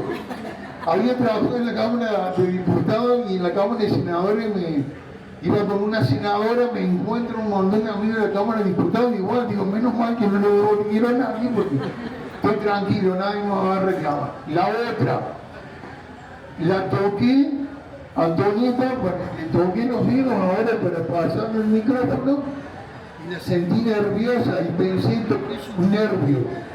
Es una frase poética, toqué sus nervios. Y me hace acordar, bueno, y yo la había tocado decir y sentí que estaba tranquila. Hasta que leyó mi poema y la vi distinta y la vi emocionada y digo, bueno, si la poesía no puede hacer eso, ¿para qué existe la poesía? Y yo siempre estoy tranquilo y natural hasta que me tocó hablar a mí, me empezaron a presentar y digo, todo eso no es mucho. Bueno, cuando ya le toca a uno siente distinto. Lo de Antonieta me hace acordar a un poema de Oliverio Girondo que comienza diciendo, los nervios se me adhieren al barro, abrazan los ramajes, penetran la tierra, se esparcen por el aire hasta alcanzar el cielo. A mí me encanta, yo lo amo a Oliverio Girondo y esa forma de sentir, bueno, es la que me permite, la que tomo como maestro, ¿no? Y la que me permite haber hecho algo como el Pelón. Me falta en los agradecimientos agradecerle a Anita, que no le gusta que le dicen Anita, pero que le digan Anita, pero para mí es Anita. Y a Julieta, que la conocimos en el concierto de Shakira, Antonieta, que la conocimos en Egipto. Antonieta, si le estaba sacando fotos a Karen en Ausenbel, yo trabajé sacando fotos y dije, bueno, no podría ser modelo, está muy guapa. No le digo nada porque no la conozco y mi mujer me va a agarrar de la palo. Pero después tuvimos suerte de hablar en el aeropuerto y ya terminé en 2 presentaciones mías. Le agradezco a Wendy, que la conozco hace muchos años. Es un ser con un trabajo muy prolijo, de mucho tiempo, con mucha calidad en todo lo que hace. Un ser bonito. Le agradezco a Desiree enormemente porque, bueno, es una luchadora social desde que asumió López Obrador, desde que las injusticias se hicieron un paradigma en este país. Y bueno, Desiree tiene muchos méritos, ¿no? En lo personal, organizó 2 presentaciones de libros míos en Coyoacán, que fueron un lujo completamente desde lo estético, lo organizacional, la comida, los personajes de la mesa, y lo hizo así naturalmente, sin reclamar nada. O sea, es más, se acordó ahora porque los otros días lo hablamos, si no, la generosidad de Sirene ni siquiera se acuerda. O sea, tiene virtud de sobra como ser humano. Entonces, le agradezco mucho poder estar acá, le agradezco su trayectoria, la persona que es. Bueno, le agradezco a todos los que vinieron, le agradezco a Carlos, a Betty, menos mal que no le debo dinero a Betty, si no Carlos diría, y a nadie, a Laura, a su amigo, al maestro del tango, a Araceli, a Tony, a Tony, su señora, a Silvia, que vino a invitarla, a Ulises, a Ángela, a Anita. Anita me quita, mi mujer hablan como 5 horas por día.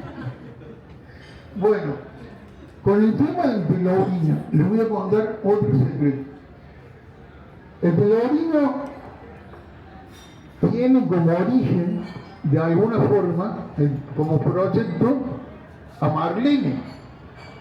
Yo estaba en San Salvador de Bahía y Marlene me mandó un audio porque nos teníamos un poco y me dice, bueno, ¿qué vas a hacer allí? ¿Por qué vas a estar tantos días? ¿Fue Columba? ¿No fue Columba? ¿Fuiste de trabajo? ¿No fuiste de trabajo? ¿Fuiste por un proyecto? ¿vas a trabajar este año? ¿No vas a trabajar? Y yo así, ¿cómo crees que me vas a poder preguntar todo eso, no? Pero me puse a preguntar, bueno, sí, yo estoy paseando, siempre quise conocer Bahía, pero también puedo hacer un proyecto. Entonces dije, voy a hacer un libro sobre el pelourinho. Sí, voy a hacer un proyecto. Ahí está Marlene, dale. Y me fui a la casa de Jorge Amado, donde al frente había un pelourinho. Siempre me indignó lo que hicieron con los negros. O sea, lo que han hecho con los negros es una gran barbaridad, así como humanidad. Y lo que se sigue haciendo en muchos terrenos, ¿no? Ahora vamos a nombrar algunos ya lo han nombrado. Lo que pasa en México, como nombró Cire, lo que ha pasado en muchas partes, como lo nombró Leopoldo.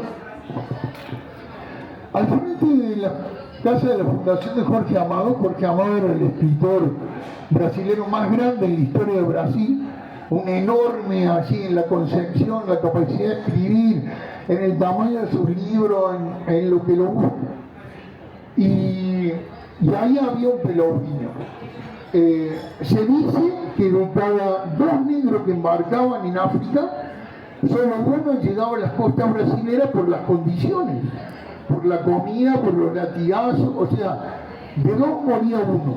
Está un sociólogo gringo que se llama Dumont, en un libro que se llama El Negro, él afirma que hasta el siglo XVIII a San Salvador de Bahía habían llegado 6 millones de negros como esclavos. Eso quiere decir que en África habían embarcado 12 millones de negros, porque la mitad se había muerto en el camino. Digamos, un genocidio como el doble peor de los judíos, del Holocausto. Digamos, son cosas enormes. La humanidad hay cosas que no recuerda, no tiene presente, que se deberían enseñar en Naciones Unidas. Debería promover que se enseñe en todos los colegios del mundo, como el Holocausto de la conquista, como el Holocausto de los judíos, como el Holocausto de la Inquisición. La Inquisición duró más de 650 años y ejecutó, algunos dicen que a millones de personas, por lo menos a cientos de miles. La Inquisición terminó quemando a Jacques de Molay, ¿no? El último gran maestro de los templarios, una orden que defendió la cristiandad con la espada durante 200 años. Y se termina ejecutando el rey de Francia, ¿no? Y aboliendo la Inquisición y el Papa Clemente. Entonces, ¿hasta dónde llega la barbarie? La barbarie llega hasta el día de hoy. Eso es terrible. ¿Hasta dónde llega el día de hoy?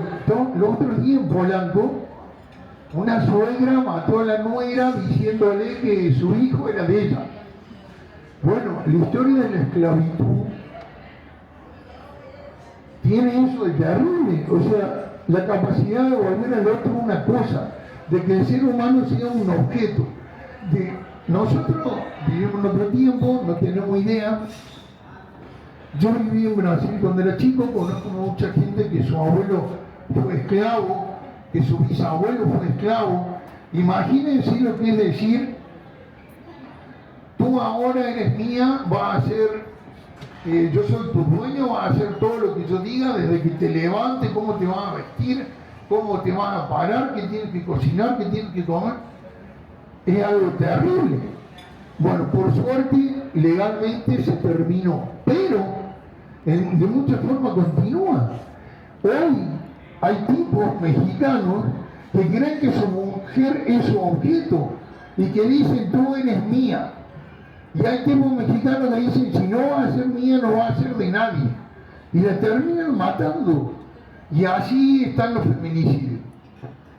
Lo de la suegra esa, de alguna forma es eso, ¿no? Tú eres mío. Ah, no, bueno, pero porque es madre, es otra concepción. ¿Con qué derecho? Nadie es dueño del otro, ¿no? Bueno, entonces, con ese impulso de Marlene, vamos a llamarlo así, me fui al frente de la casa de Jorge Amado un día con sombrero y un cuaderno Y hice eso en 2 horas y me corrió el sol, porque el sol en Brasil es como para rostizar iguanas. Y ya me metí dentro de la casa de Jorge Amado, de la fundación, y les conté qué iba a hacer y me acompañaron y me super ayudaron. Me puse ahí a tomar un té en un bar que hay. Después dije, le podría haber puesto fotos al libro que hubiera estado buena, pero ya no se me ocurrió. Y ahí terminé el libro. Y en realidad, si hubiera hecho eso 3 días, el libro tendría 200 páginas, pero yo me quería ir a la playa. Y dije, bueno, ya, que salga como... Y en realidad uno aprende, con cada libro uno aprende, ¿no? Así funciona.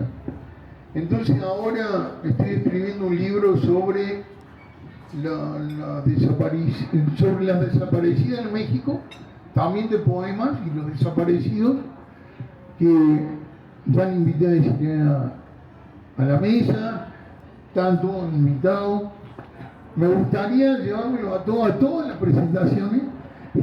Son mis amigos, ya del alma, habrá otros invitados y también están todos invitados. Eso estará para junio, si nos va mal estará para julio, porque nos vamos de viaje. Pero bueno, lo cierto es que ahí vamos. Esto del odio y del discurso del odio, de fomentar el odio, de ver al individuo, al otro como una cosa, como un objeto, tiene que ver hasta con lo que pasó en Teotihuacán. Un loco que va y empieza a matar gente porque son europeos. Claro que ese loco está afectado por el discurso de odio del gobierno. O sea, un discurso que promueve todo lo prehispánico, pero, o sea, de lo prehispánico hay mucho para rescatar, así como de casi todas las culturas antiguas y de la experiencia de la humanidad, pero no lo podemos promover en contra de los otros. O sea, es como si decimos, a ver, miren que bien lo de los romanos, la cultura romana, pero vamos a promoverla en contra de los hunos. Y hoy odiamos a los hunos o a los descendientes de los hunos. El que dice eso es un enfermo. Lo que este gobierno hace eso. Entonces, es lamentable lo de Teotihuacán, pero es el discurso del odio. El odio y las palabras tienen toda clase de efectos. Las palabras crean imágenes, concepciones, pensamientos, sentimientos, por lo tanto acciones. Entonces, bueno, esto tenemos que aprender todos como humanidad. Ojalá sirva.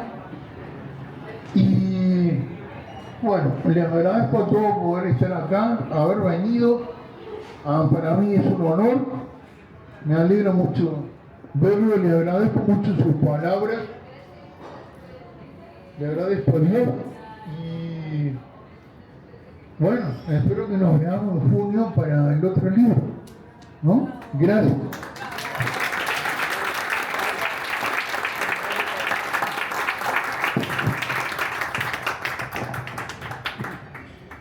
Pues muchas gracias a todos los ponentes.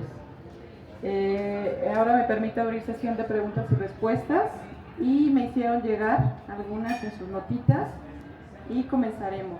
Marcelo, te preguntan, ¿qué tan difícil fue, mediante la poesía, narrar el sufrimiento humano? ¿Cómo fue iniciar esta narrativa y cómo decidir llegar al punto final? Bueno, ahí le voy a contar algunos secretos. En el 2004 tenía escrita como 300 páginas de poesía. Estaba enamorado de la chava, qué sé yo, y se me rompió el disco duro del computador y los perdí. Y para mí fue terrible, no escribí por muchos años, y esa poesía, para mí, sinceramente, sonaba 100 veces mejor que esto. Entonces Marvel me dice, bueno, tu primer libro, bueno, para mí no, porque yo ya había escrito, lo perdí, y si yo veo este libro, está bien, me parece aceptable, pero comparado a esa otra poesía, esa sonaba como un reloj suizo, eran música, eran un lujo. Y con esta, en realidad, yo me fui ahí, me puse a escribirla, y después, bueno, todo lo que escriben saben, ¿no? Uno lee una cosa es lo que uno escribe allí y después por ahí resulta distinto cuando lo lee. Cuando lo lee a veces está conforme, está contento, otras veces dice, bueno, no, lo tengo que arreglar o lo que fuera, ¿no? Y yo, después de haberlo escrito, cuando empecé a pasar un libro en la computadora, lo escribí a mano, empecé a mirar y empecé a decirme, ¿estará bien? Sí, será poesía, porque hay partes donde explico cosas verticalmente en vez de ser horizontalmente. Entonces empecé a decir, ¿no será un ensayo puesto como poesía? No sé. Y no sé si le pasa todo lo que escribe, que uno por ahí dice, no sé, ¿no? Y mi primera validación buena en ese sentido fue Marlene, porque Marlene le di el libro, o lo que para mí quería que fuera un libro, y yo dije, bueno, a ver qué me dice, porque ella escribe bien poesía. A mí me gusta cómo escribe poesía. Entonces dije, a ver, si me dice que no, aguanta, si le tiene derecho. Me puede decir, no me gustó, qué sé yo. Puede ser, alguien tiene derecho como autor a decir, bueno, no te lo voy a hacer. Y le gustaron. Entonces, pues me quedé asombrado. Dije, bueno, voy bien. Los otros, Leopoldo me dice, no, a mí me gusta, ¿no? O sea, Desiree dice, me estremece, la veo Antonieta que se emociona, ¿no? Jorge, el señor que es gerente de esta librería, los otros días me dijo, lo leí, me gustaron mucho, qué sé yo. Bueno, gracias. Entonces, pues estoy contento. Con el tema de, en vez de que sea de amor, como la que se me perdieron, que sea respecto al sufrimiento humano, yo siempre dije, por ejemplo, yo no podría escribir menos poesía si estuviera preso, por ejemplo, ¿no? Pero bueno, esto que es una forma táctil de sentirlo, ponerme en el lugar del otro, bueno, sí puedo. Ahora vamos a tratar de hacer el tema de desaparecido, que va a ser mucho más duro, porque es una realidad terrible que por ahí en este país lamentablemente solo tienen más conciencia los que le pasan, la gente, la familia que tiene un desaparecido. Los demás no parecen muy empáticos con esa gente. Lo que sucede en México en ese terreno no pasa en ningún otro país. En otro país no están llenos de fosas, no, las desapariciones no son algo común y la ciudadanía acepte casi sin problema. Así que ojalá que estamos en eso, cambiemos, participemos y terminemos con ese tipo de desgracia. Felicidades, Marcelo, porque a través de este título haces posible conocer una parte de la historia que por alguna razón ha sido invisibilizada. Interesante cómo la poesía se vuelve un medio idóneo para contar estas páginas de dolor. ¿Cómo surgió el proceso creativo, te pregunto? Bueno, creo que es básicamente eso. Yo creo que es como el estado de ánimo, o sea, uno elige el estado de ánimo. Yo, gracias a Dios, siempre me despierto con buen humor. Algo que le tengo que agradecer mucho a Dios es que la mayoría de los días me despierto con una canción en la cabeza, lo cual es una garantía contra una ACV. O sea, que el cerebro te ponga música es una forma de que duerma relajado.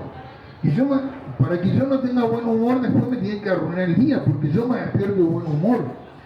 Y si me voy a bañar, se me ocurren un montón de cosas. Ahí tengo un proceso con el agua que creo que le pasa a mucha gente, ¿no? Era algo que contaba Carlos Fuentes, por ejemplo, que se iba a bañar y se le ocurría un libro.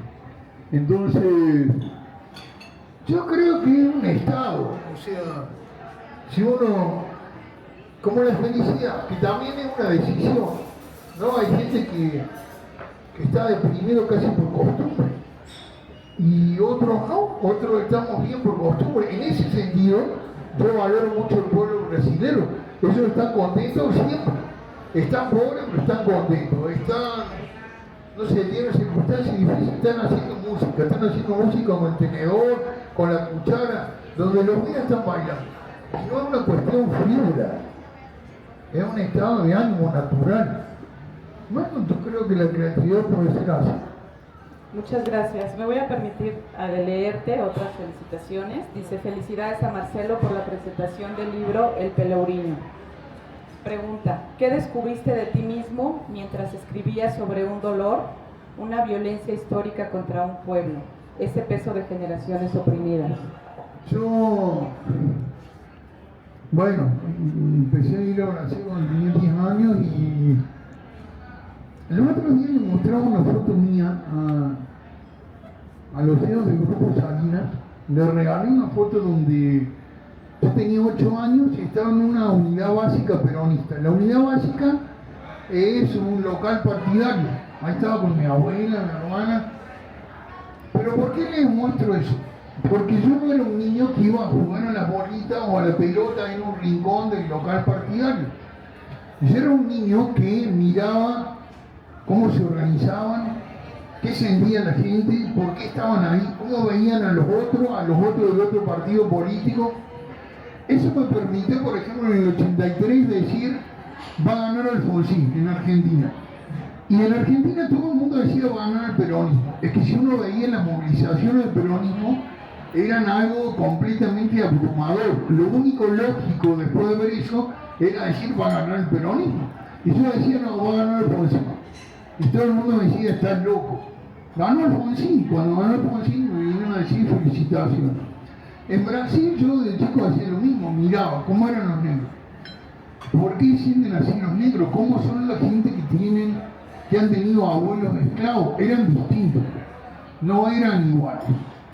Eran gente más cerrada, más cauta, con silencios mucho más grandes, que yo creo que es algo que han tenido que usar los esclavos obligatoriamente. Un esclavo no puede hablar lo que quiera, no puede opinar lo que quiera, lo van a castigar.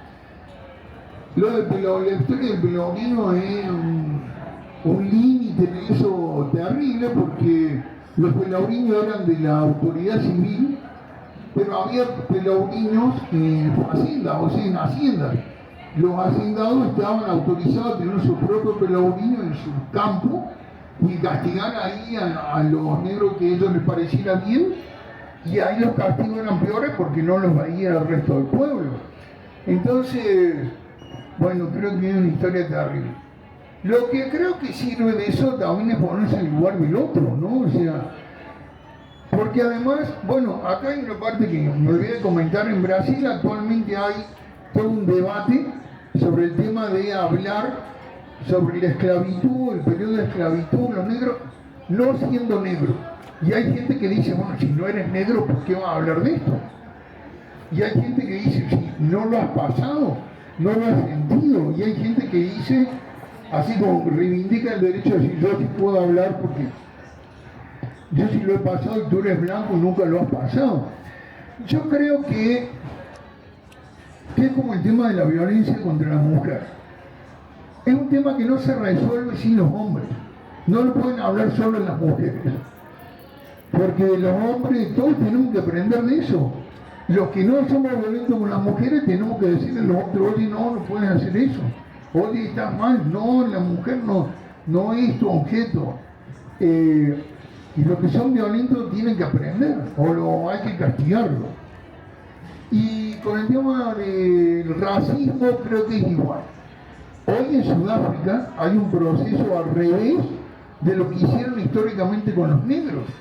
O sea, a los negros de Sudáfrica históricamente los metieron en guetos, en bantustanes, en barrios donde el barrio entero tenía un grifo, una sola canilla para cientos de personas, para miles de personas. O sea, era un nivel de discriminación absolutamente inhumano y atroz. Bueno, eso generó un movimiento como el de Mandela, donde lucharon también de forma violenta contra los blancos, creo que no les quedaba otra. Y hoy,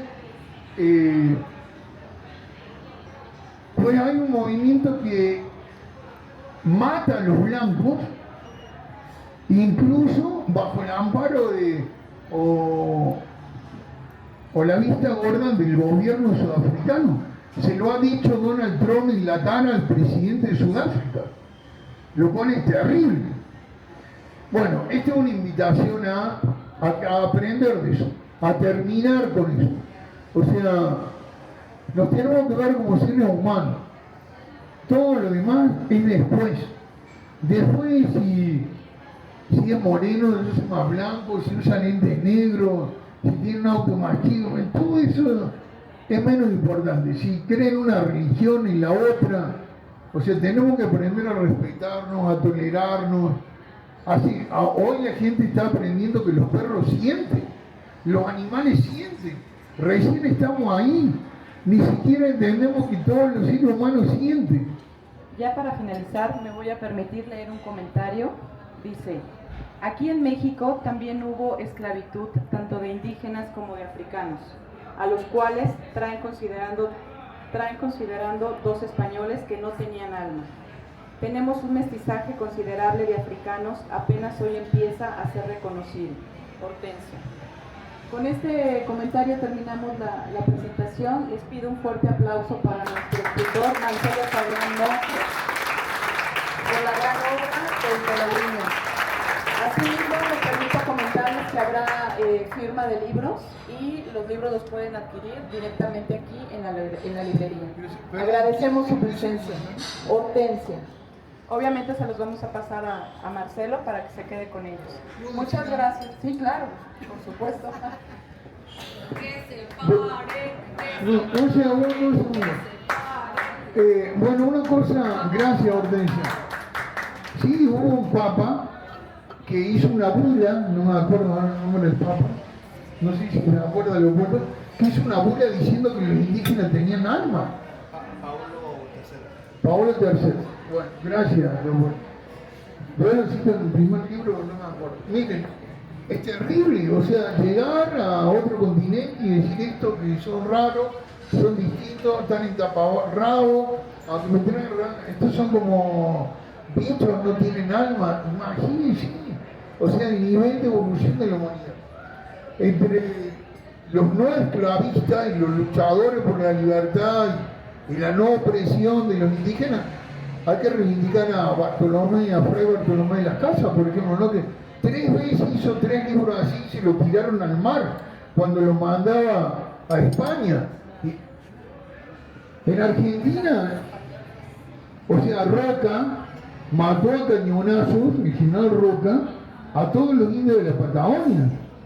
Algo que, por cierto, reivindican todos los seguidores de Milei y es una gran aberración. Más allá de las cosas buenas de Milei y de las malas, el exterminio de los indígenas de la Patagonia es una gran barbaridad y lo hicieron a cañonazo.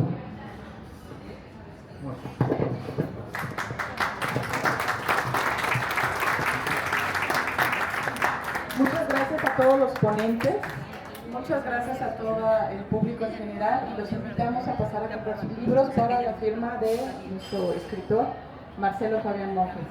Muchas gracias.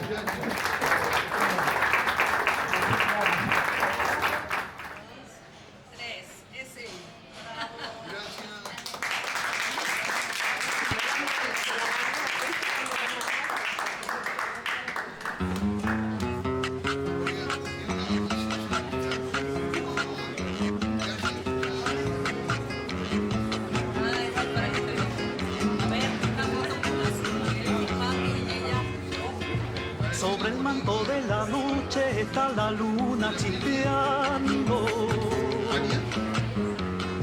Sobre el manto de la noche está la luna chispeando.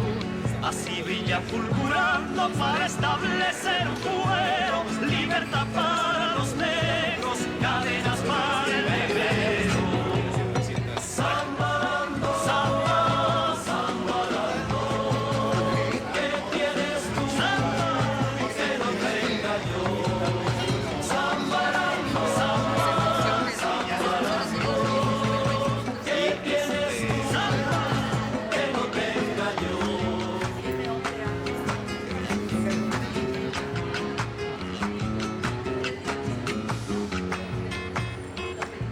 Mi padre siendo tan pobre dejó una herencia fastuosa. Mi padre siendo tan pobre dejó una herencia fastuosa. Para dejar de ser cosas dijo con ánimo entero: ponga atención mi compadre, que viene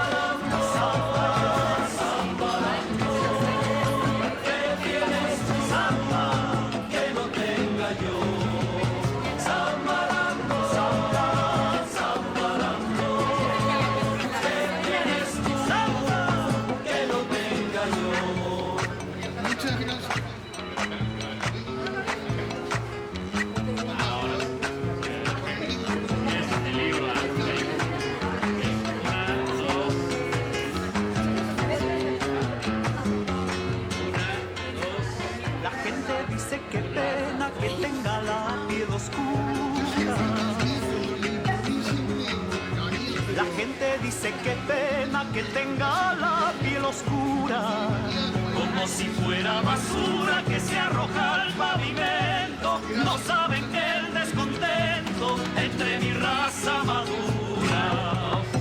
Zambarando, samba, zambarando. ¿Qué tienes tú, samba, que no tenga yo? Zambarando, samba, zambarando. ¿Qué tienes tú, samba, que no tenga yo? Hoy día alzamos la voz como una sola memoria. Hoy día alzamos la voz como una sola memoria. Desde Ayacucho hasta Angola, de Brasil a Mozambique, ya no hay nadie que replique, somos una misma historia. Zambarando, samba, zambarando. ¿Qué tienes tú, samba, que no tenga yo? Zambarando, samba, zambarando. ¿Qué tienes tú, samba, que no tenga yo? Zambarando. ¿Qué tienes tú, samba, que no tenga yo?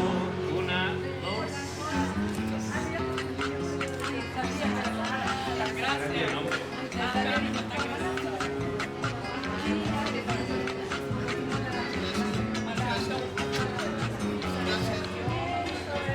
Sobre el manto de la noche está la luna chispeando.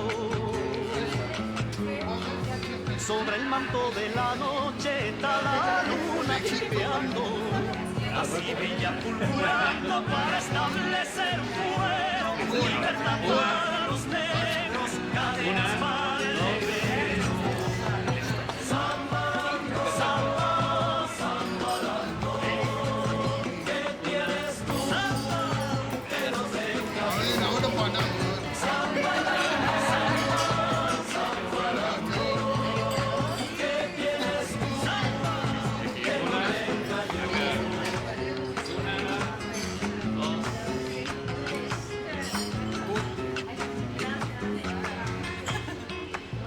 Mi padre siendo tan pobre dejó una herencia fastuosa.